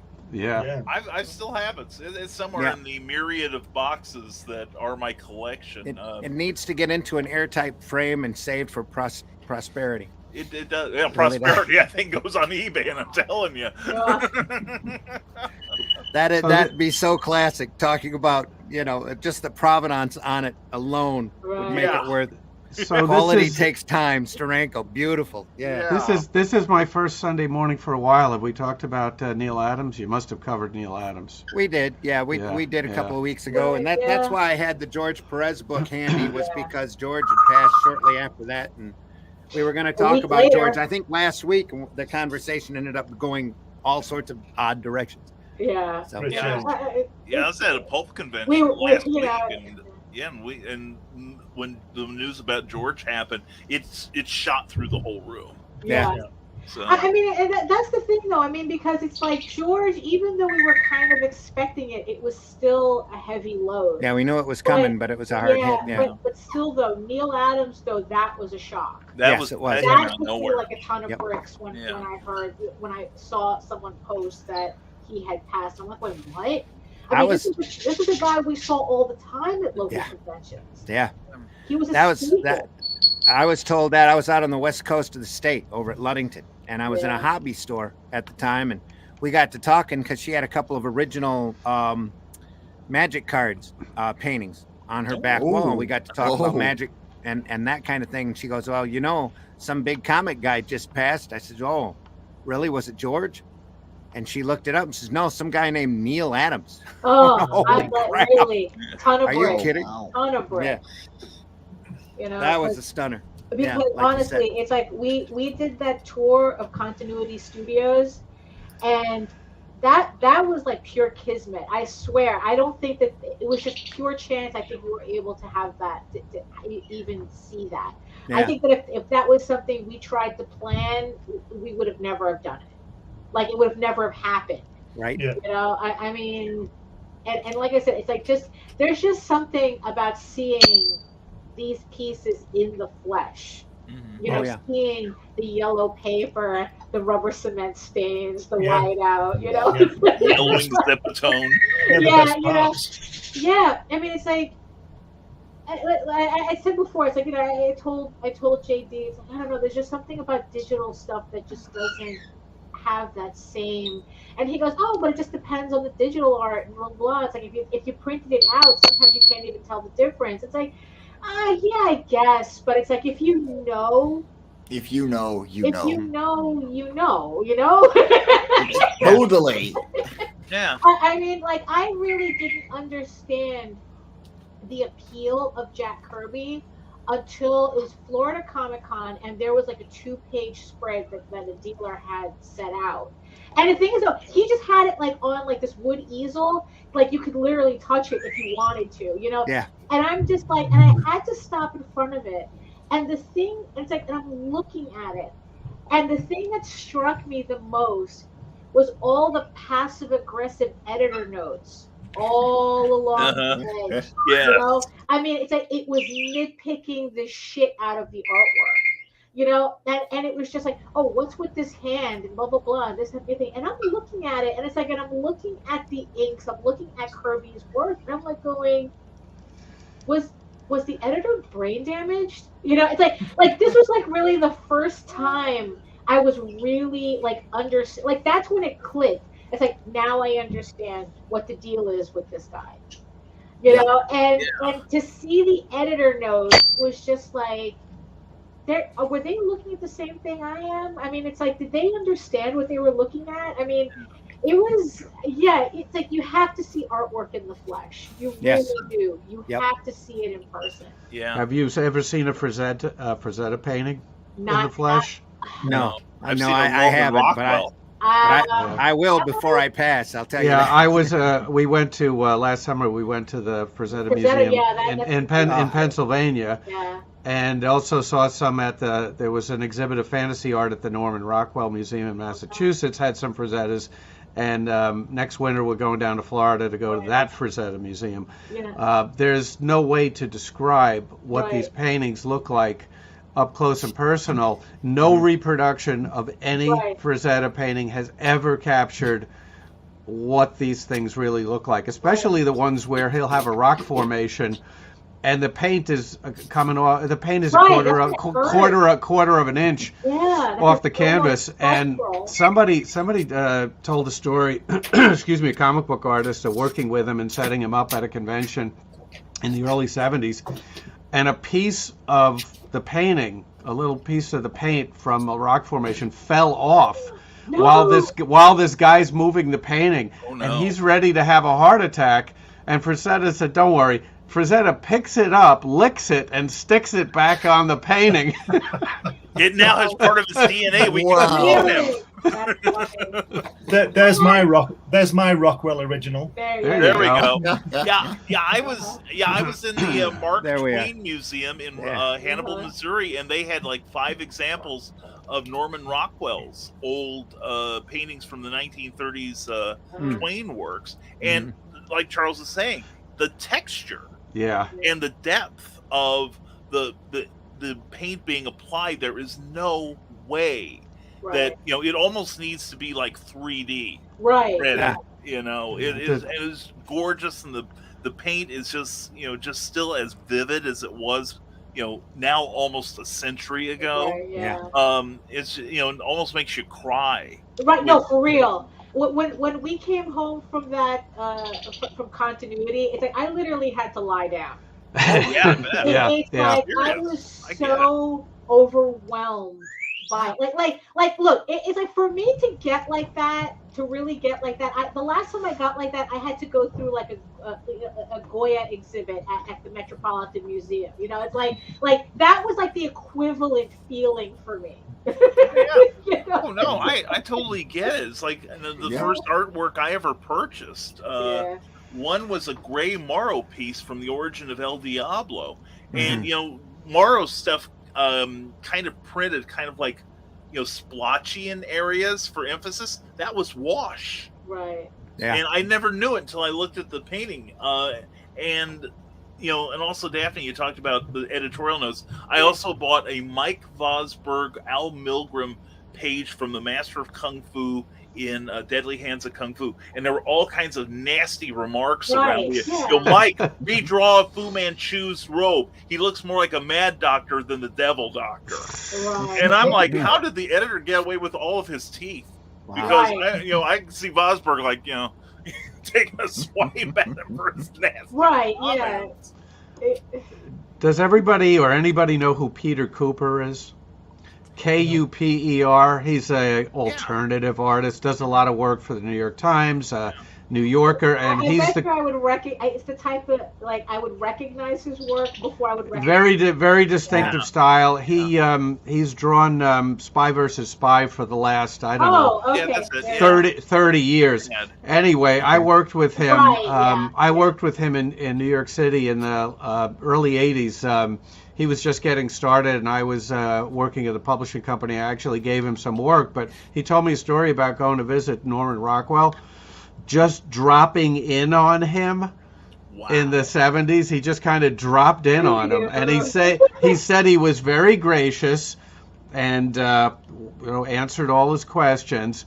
He said he kicked me out though when I asked him for a sketch. Oh yeah. It'll do it. For you to go. Yeah. Speaking of people who just dropped in on great artists. It took a year to set up. I just dropped in. See. Exactly. But you probably could have just dropped in on Jack. I could have done, but I wouldn't do that. But I did get a nice lunch as well. But I'll tell you, the best part of those two occasions I went to his house, the best thing I got from the entire, trips was meeting Roz. Yeah, she was absolutely fantastic. She had to be a saint. Yeah, she was wonderful, and it's all in there. It's all in there. It's all in this book. Hashtag we're always book and DVD. Yeah. Yep, and the DVD as well. Yeah. Well, I mean, it's like because she's the one that had to keep everything running while that's right. Yeah. While he was in the basement. Yeah, there's a book of interviews about the wives and partners of comic book artists called "I Have to Live with This Guy." Lake Bell, yeah. Wow, that's cool. It's a great book. Amazing. Yeah, because Did my ex write it? It just seems like every it's like really it's like behind every great artist is the wife that's keeping it all together for him. You know, it's like usually if they're not, I mean, because every like I know that Joe Lisner's wife, you know, like handles everything. Adam Hughes' wife, I think she's a notorious attack manager. Yeah. Ellie Frazetta handled all of Frank's business. Right. It's like, you know, I think Arthur Adams too, his wife handles, you know, everything. I mean, it's like, it's just, I just think that it's nice to see that type of dynamic as opposed to like, you know, how do I get them to stop? Right. Yeah. The other great quote is,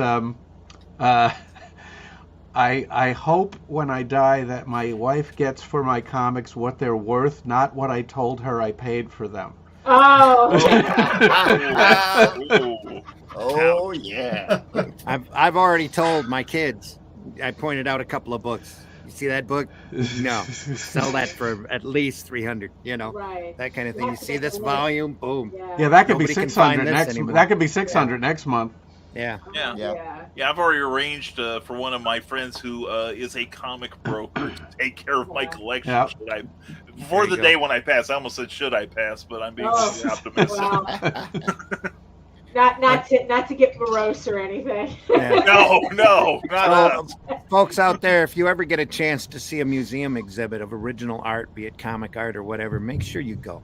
Yes. Museums have a hard enough time surviving, but the more you go to displays of comic art or cover art or whatever, I know Eastern Michigan University here used to put on a large display every year, and that was really fun. It's great seeing a Justice League cover where they had to go through and repaste all of the heads. In New York City, New York City has a Society of Illustrators. Yeah, and they do comic art exhibits all the time. I was in San Diego Comic-Con. This probably would have been 5 or 6 years ago, and I did the first. I didn't draw it. I wrote the first Louis L'Amour graphic novel based on his work, and it premiered there. And I worked from Beau L'Amour, his son's screenplay, and the screenplay was co-written by a woman who was at the convention, and everybody left, and she says to me, "You just do what you want to do. I'm just going to follow you around." She knew nothing about comics. Just do what you're going to do. I just want to soak this all in, okay? So this guy had original art, a dealer, and he had 2 pages. I can't remember if they were covers or pages of EC horror comics, right? Oh. So I said to her, watch this. I go up to the dealer and I said, those 2 pages, how much are they? And he says, that one's 28, the other one's 30. And I said, okay, thank you. We're walking away. And I said to her very casually, I said to her, that's 28 and 30,000. And she stops dead in her tracks, grabs me by the arm and drags me back there and says, those 2, that's 28,000 and 30,000. I said, yeah. And she says, why? And I said, because probably somebody will pay that.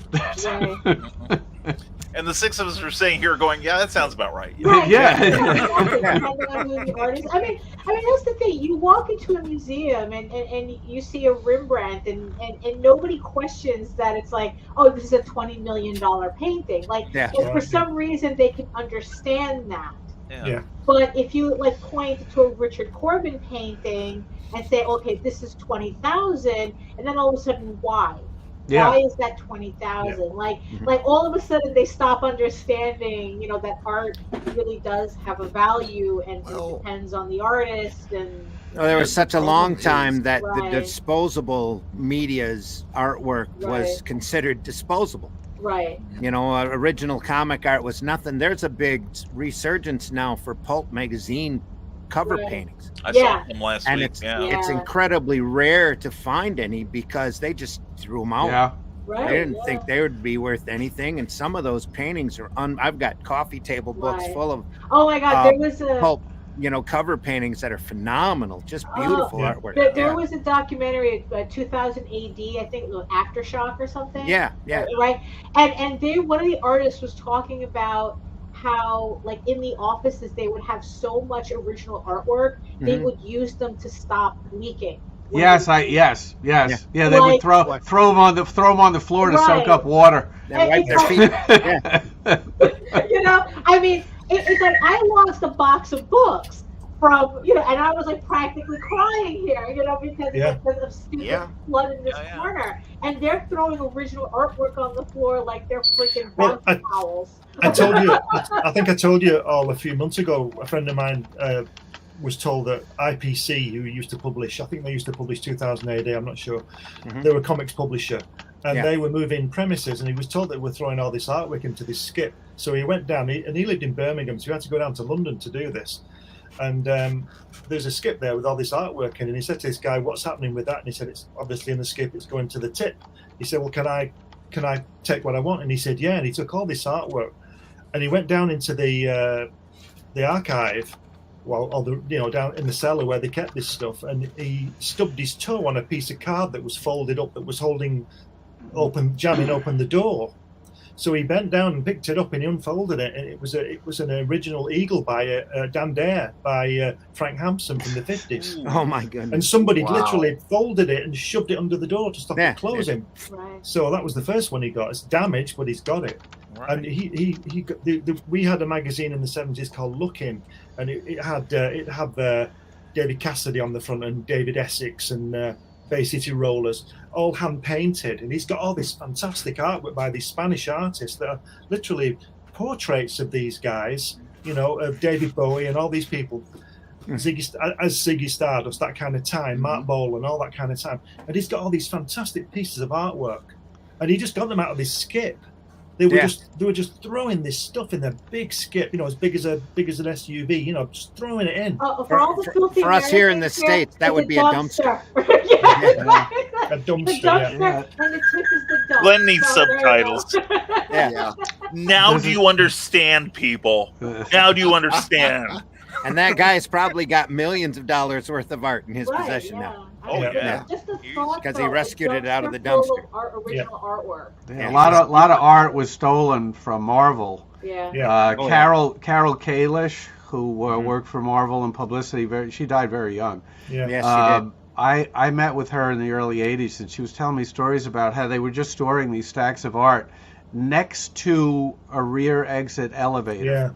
Yeah. I mean, they would just, and so somebody would be leaving for the day, and they would just grab a handful of art, probably a lot of Jack Kirby, Steve Ditko, and just leave with it. Right. Well, someone had mentioned the last show that they were giving them away to everybody who showed up at the open. A little door prize. Hey kid, here's a piece of original art. Take that home. I remember reading somewhere that in a comic book. I remember reading somewhere. I don't know. I can't verify this, but I remember reading somewhere that they were giving away original Steve Ditko Spider-Man artwork to some Japanese company that were doing some animation deal or something, and they were giving away Spider-Man #2 to get the deal to and all, and DC was no better. They used to give away pieces of artwork when they were doing tours to all the kids. They hired Marv Wolfman and Len Wein originally to cut up the panels or to cut up the pages, rather I should say, go through the gutters, and just so no one would bootleg the books. And also what was the other one? And Julie Schwartz used to give away entire stories. I think it was Jerry Bales or Roy Thomas got the entire issue of Flash 123, The Flash of Two Worlds, because they wrote a letter that got printed in one of the letter columns. Wow. Yeah. Wow. I mean, this is the type of thing that Neil Adams really rallied against. Yes. It never, because it's just funny. It never occurred to any of these companies to return the artwork to the artists that did them. No. And it's and Neil Adams no, we're going to change this. This was this was the same. To steal his artwork back. Yeah, this was the thing with the Kirby stuff, wasn't it? That where the company apparently didn't rate it, but they wouldn't give it him back. Yeah. Oh, yeah. And when they eventually gave it back, they gave him back, I don't know, what, 5% of what he drew? Yeah. I think he got 2,500 pages out of a 40,000 pound stack or something. 40,000 stack. Is it an urban legend, or did somebody actually donate the artwork for Amazing Fantasy 15 to the Smithsonian? I think they did. I think that's It's true. Yeah, it is true. I thought they did. Yeah, it is there. Yeah. Well, if anyone was going to have it, it's the Smithsonian. Well, you give it to them in order to preserve it. Yeah. Like, holy crap. I mean, because the odd thing about Steve Ditko, he'd just use it for a cutting board, wouldn't he? He would have shredded it, from what I understand. Yeah. Well, you see that? I mean, I guess in the end, that's the irony of it too. That it's like that. Maybe like the art. Sometimes the artists are no more respected of their own artwork. Yeah. They don't respect their own artwork any more than these companies. Well, there's a large portion of artwork any artist is ashamed to see. Well, that's true. Because they've learned so much since they did that piece. Yeah, and also it's like when when you're doing commercial art, sometimes it's like it's really easy to disconnect from it. Oh yeah. So it's like it's complicated. Let's just say that it's complicated. Well, I'm gonna skedaddle, folks. I've got a date with the Albany Tulip Festival. Oh, very there nice. you go. Nice. Don't pass that up. Heck no. So it was very nice talking with you all today. Yes, and tell folks where they can find you. Oh yeah, well, Facebook, of course. I have my own page. Rammer has his own page. Instagram, sometimes I'm there. Twitter. But if you want to spend money, you go to Amazon, Rammer, Rammur, Indiegogo if you want a signed copy and some perks there. And number 2 will come out sometime this year. Nice. Okay. No projected date, just when it's done. Well, probably December 31st, but I probably will have printed copies for New York Comic Con, and I'll be walking around there. There you go. And you're also in the next issue of Comics Unlimited as well. Yes, with 2 articles, right? 2 articles, yeah. Yeah, so you have about Fantastic Four that that they will be fighting over for the rest double the opportunities to be offended. Yes. Charles, thanks so much for coming on. You are always welcome on. Thank you very much. Anytime you want. Bye, guys. We'll see you. Take it easy. Take care. And that was somebody I just threw a link out to, like Brian this morning. I didn't think he'd be up this early in the morning, but we're glad he is. So. Yes. There he goes.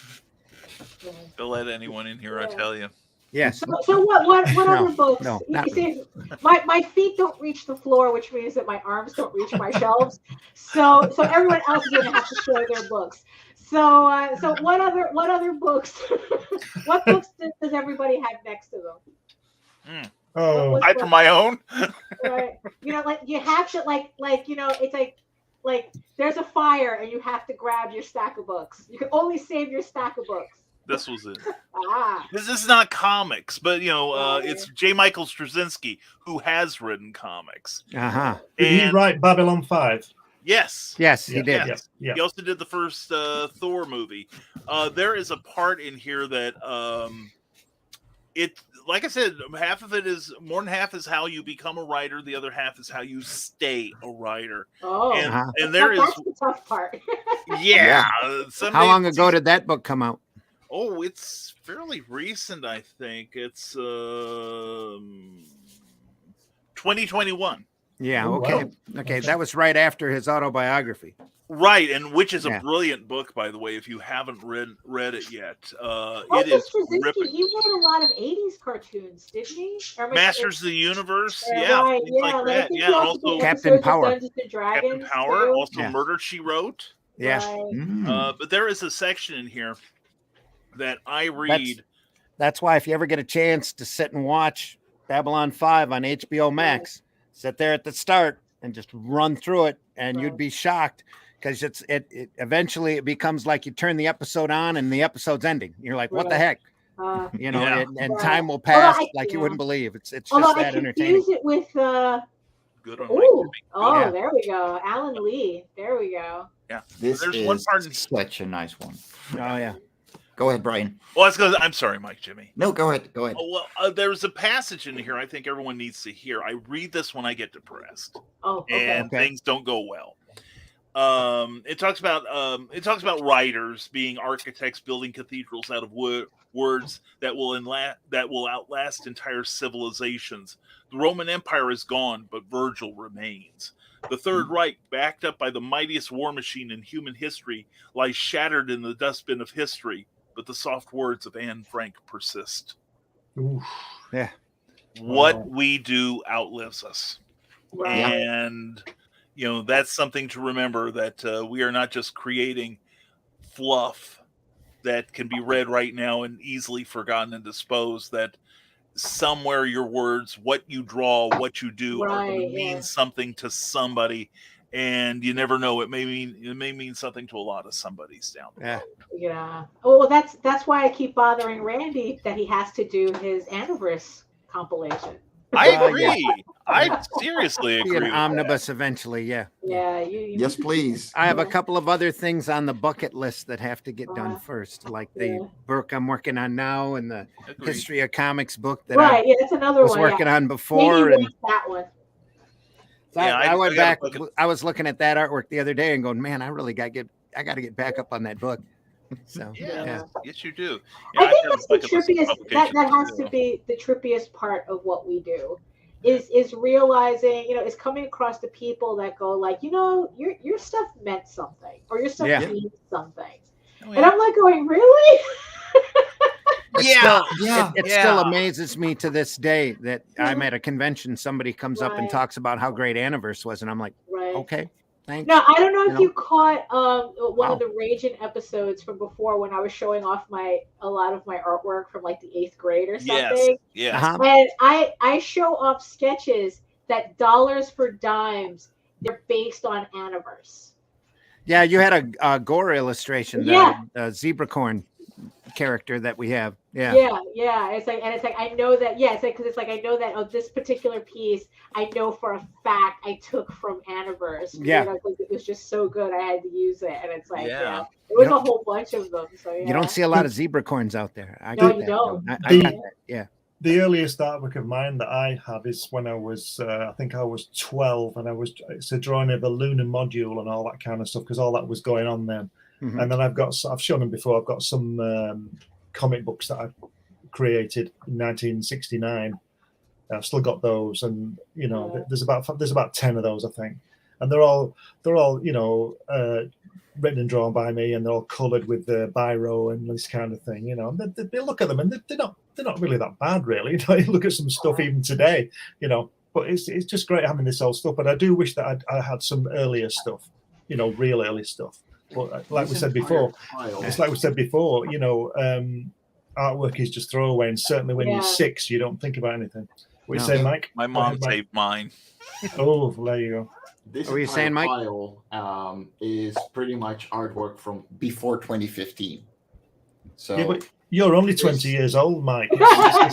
I know, relativity, But I got a pile of sketchbooks right over there. Come back in 40 years, Mike. So on the second shelf around. there, wow. In the back, there's like a pile of sketchbooks from 2008 to 2013. That's last week. For you guys, yeah. I was in middle school, okay? I've got boxes under my staircase that are older than that, filled with sketchbooks, Right. covered with dust older than that. Yeah. I remember when we were building the pyramids and we were trying to get our sketches done. You know what I'm saying? We used to haul them blocks up one block at a time. But where there's a whip. I always avoided the whip. Learn to like it. There's my favorite from when I was 14. Oh, look at that! That one that looks like that. Look at that hand. My God, I showed something on that episode that looks almost like the same format and everything. And look at the staples. There we go. Yeah, three staples. Three, Randy. That's great. And look at this astounding comics group. Oh, there you are. Hey. Yeah. That's funny.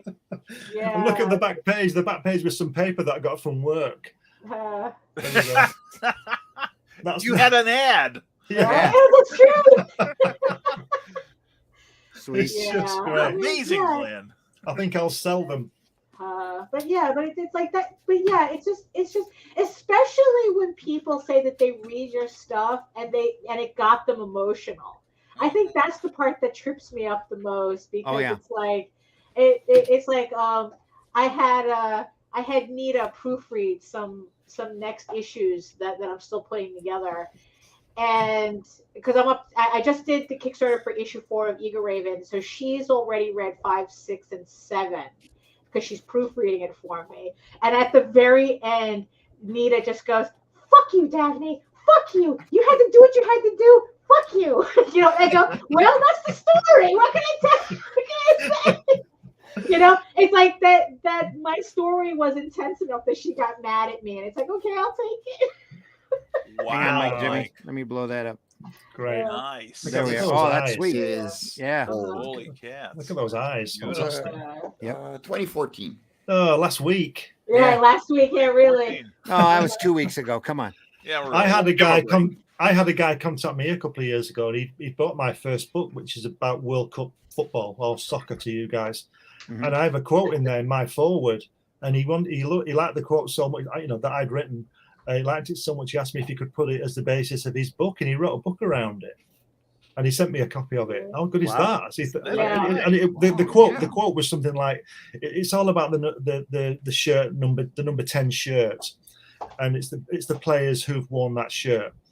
And I put in the foreword something like number 10, a magical number for a magical player for a magical game. And he wrote a book about it. He wrote a book around it. 2012. There we are. Beautiful. Brilliant. Work. Yep. Are these were you just sketching, or is this for class or something? No, this is just sketching. It's just sketching. Okay. These are literally most of them are really simple, quick lines, like really bad, quick sketches. And once in a while, I come around and do something decent. Sure don't worry, we all still feel that way. Yeah. 1991. Ooh. Yeah. Wow. Yeah. Imposter syndrome runs rampant through our community. Oh yeah. Yeah. I recently found a cartoon strip that I drew at a place I started working in 1974 when I first got into this graphics thing. And there's 4 or 5 pages of the people in the studio.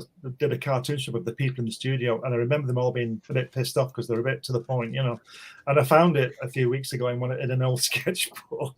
There you go. And there it is, 50 years on, and it's just great. And all the memories that come back, because obviously I'd forgotten about it, and then I found it in this book, and the memories that come back of all the people that I work with, and all the little stories that come in your head, and all this kind of thing. And I can understand why they're upset, but I don't care because I wasn't lying when I did this cartoon strip.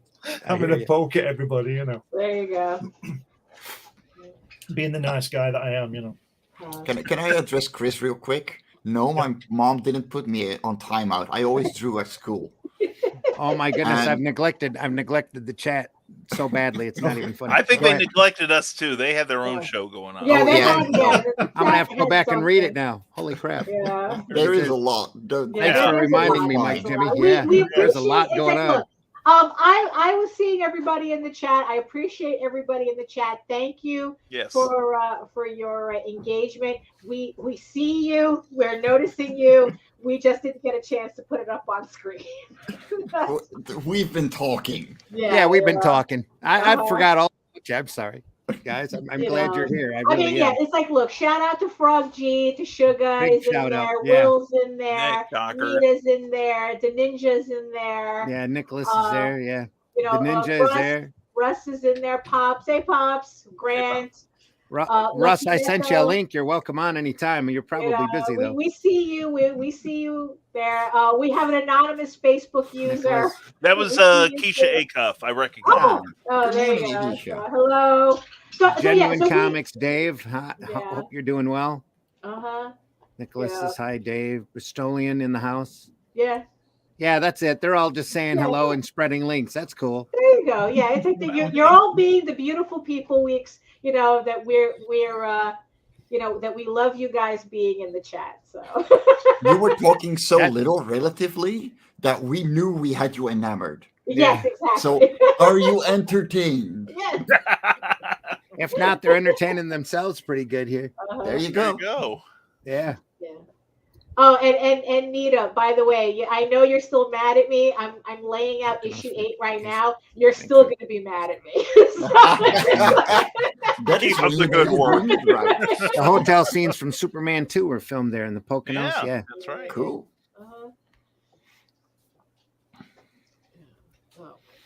We were just saying there's a classic picture that I had put up on Facebook of Christopher Reeve from Somewhere in Time, where he's on the porch of the Grand Hotel, relaxing. Right. Or it's part of the movie, actually. They said it when he was relaxing between shots. I said, you know, somebody really needs to convince Christopher Reeve's son to dress up in that suit and go lay on that. Does he look like? Oh my God, does he ever? To get that suit and go walk around the Grand Hotel for a little while just to catch the people's looks. And oh my God, that'd be awesome. It would be amazing. I'd do it if I looked like him, just as a practical joke. Right. The Grand Hotel, I'm sure, would let you do it. Just I've got a funny story about Chris Reeve. You know, he was Superman. Obviously, he's fantastic, and we all loved him and everything.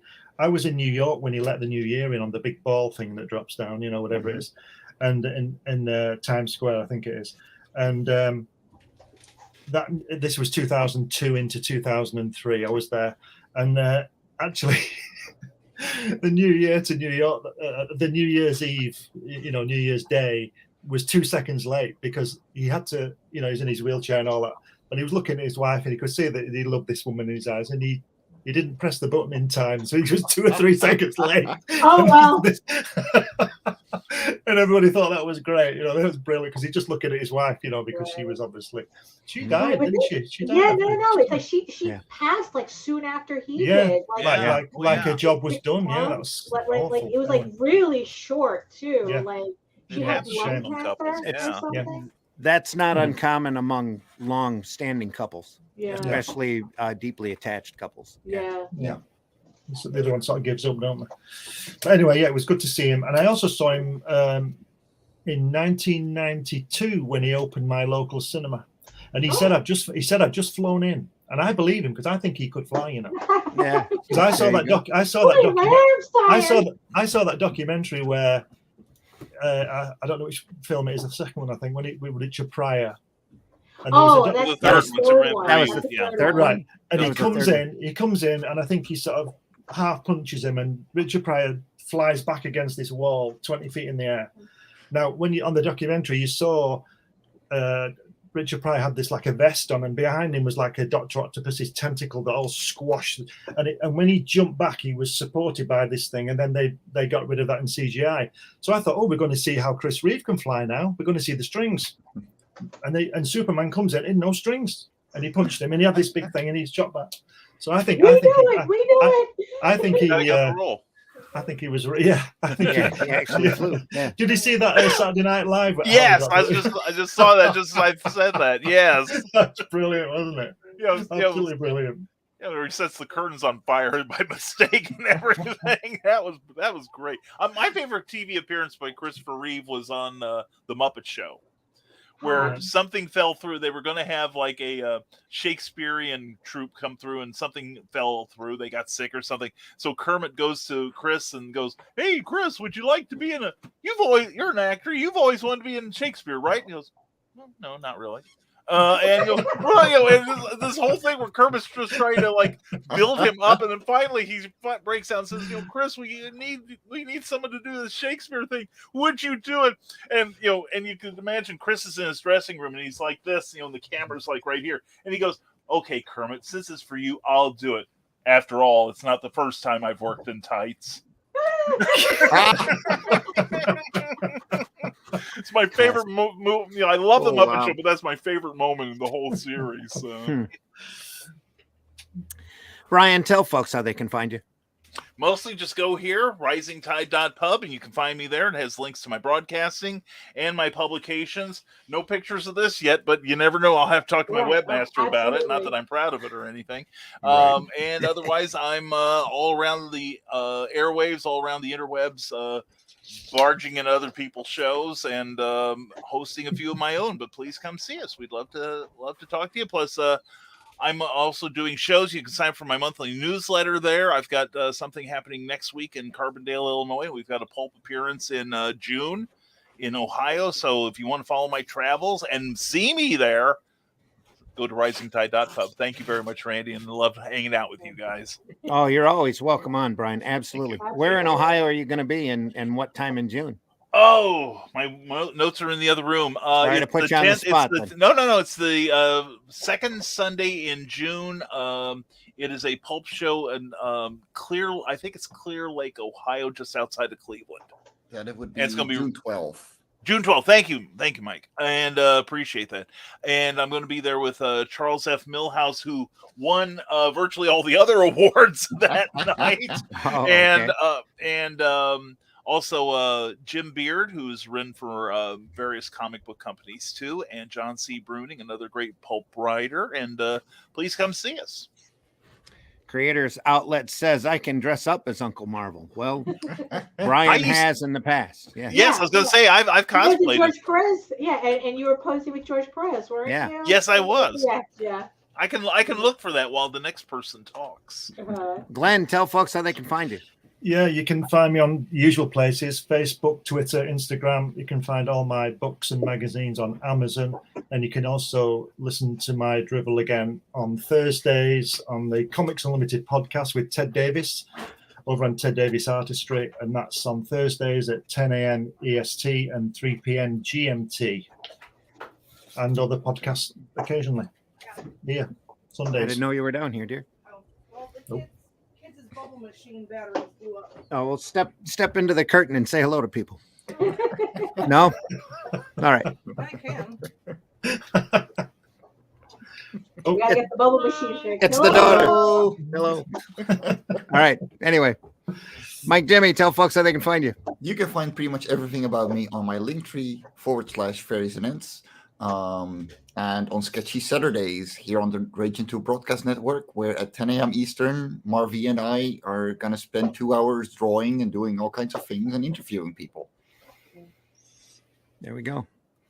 Daphne, tell folks how they can find you. You can head on over to my main portfolio site, egoworks.com, EGOWRKS, where you can find links to all of my galleries and social media sites, but I mostly post to Facebook if you're interested in seeing sketches and current work in progress and all that fun stuff. You can also catch me on my YouTube channel at Daphne Lage Art, Lage, and the Ragin 2 Network, of course, for more videos and semi-weekly art live streams. When I can remember to do the Wednesday ones, especially. Oh, there we go. Yeah, I knew that recently. Yeah. You can read the first 5 issues of Eagle Raven, Air the First Unicorn, in its original black and white format. But if you prefer your fantasy to be more of a Lord of the Rings adventure, you can follow the link to Tall Tales, TAILS online.com, and read the first 20 issues of Tall Tales for free. So, thanks. Brian is the legendary Uncle Marvel, and Uncle George. Uh-huh. And that wig was hand sewn by my wife Cookie. Ooh. Who vowed she will never do it again. Yeah, I would imagine. Yes. Yeah. And we also, that wig, by the way, I repurposed it a few years later. I went to the Superman celebration as Mixyetspidlik. Oh, no. Oh, there you go. There you go. Yeah. As a mighty big Mixyetspidlik. So that's how you say it, is it? We're tall for our age, yes. Yes. And hey, folks, thanks a lot for listening to the Sunday Funnies or viewing the Sunday Funnies. If you're looking at us for the 15th of May, 2022, we appreciate you being here. We deeply appreciate everybody in the chat, Frog G and HR especially, popping up with those links. Thank you. You can find me on Facebook. You can find me back on, not sure if I'm going to be on Tuesday on Dispatches from Outside the Box, but I will definitely be doing the Zimcast on Wednesday night at 9 p.m. here on the Ragin 2 Network. Somebody just messaged me. Okay. Anyway. Okay. Thank you. But other than that, we'll be back here again on Sunday morning at 9 a.m. We'll see who I can roust out of bed or interrupt their afternoon to jump in and talk about what we love, those great comics that we had. We had want to thank Charles Santino for stopping by, very much so. Yeah. And thanks, Brian, again for stopping by. Glenn, Mike, Jimmy, always welcome on. Daphne, thanks again. And we'll see everybody soon. Actually, we have 2 minutes left, so hey, we're gonna. Well, 2 minutes left. Don't forget to go and get this from Indiegogo on demand. There we are. It's the best. It's the best edited book you'll ever get. Award-winning book. He's right, you know. Award-winning editor. Yeah. There we go. Yes. And you get a DVD of me talking to Jack Kirby in his studio. How good is that? I didn't edit that though, but get it anyway. There's not a whole lot of Jack Kirby audio out there, so you want to and visual. And visual, especially. It's a great book. So you definitely want to catch that. All right, folks, we are out of here. We will see everybody soon. If you want anything of my work, I think about the only thing accessible right now is over on Amazon. I've got a War of the Worlds book over there I don't talk about enough from Caliber. Caliber Press. I'm very happy with the writing on that. It's very pulpy. It's a very straightforward story about how the Martians invade 100 years later. Pardon? Did Brian edit it? No. Get it anyway. Get it anyway. I believe Chester Jacques and one of the Pruitt boys ended up editing that, which was basically like, thanks for the script. We're sending it on. So. I don't get editors very often, but they were incredibly easy ones to work with. So Brian was a nightmare. I mean, he was great. Brian was great. Hey, you want a mean editor? You got to get the one I had for one of my latest books. It was my wife. There you go. The publisher asked her, said, Brian has a story in here. Do you mind telling him how to how to write his stuff? And after the laughter subsided, she said yes to the gig. So yeah. There's the editor, and then there's the editor's wife. Yeah. Mine's my proofreader, and it's so great. Yeah. So many spelling mistakes, so little time. Yeah, that's for sure. Yeah. Can't nobody tell me nothing. Well, anyway. Expect to spell correctly. We at least expect. Right, everybody. We'll see you soon. Take care. We're going out the same way you came in. See ya. Make sure you buy those alternative and independent comics, as Daphne would say, especially ours. Buy independent comics, especially ours. Make sure you leave this industry in better shape than what you found it. Which won't be too difficult. Well. Yeah. Here we go. See.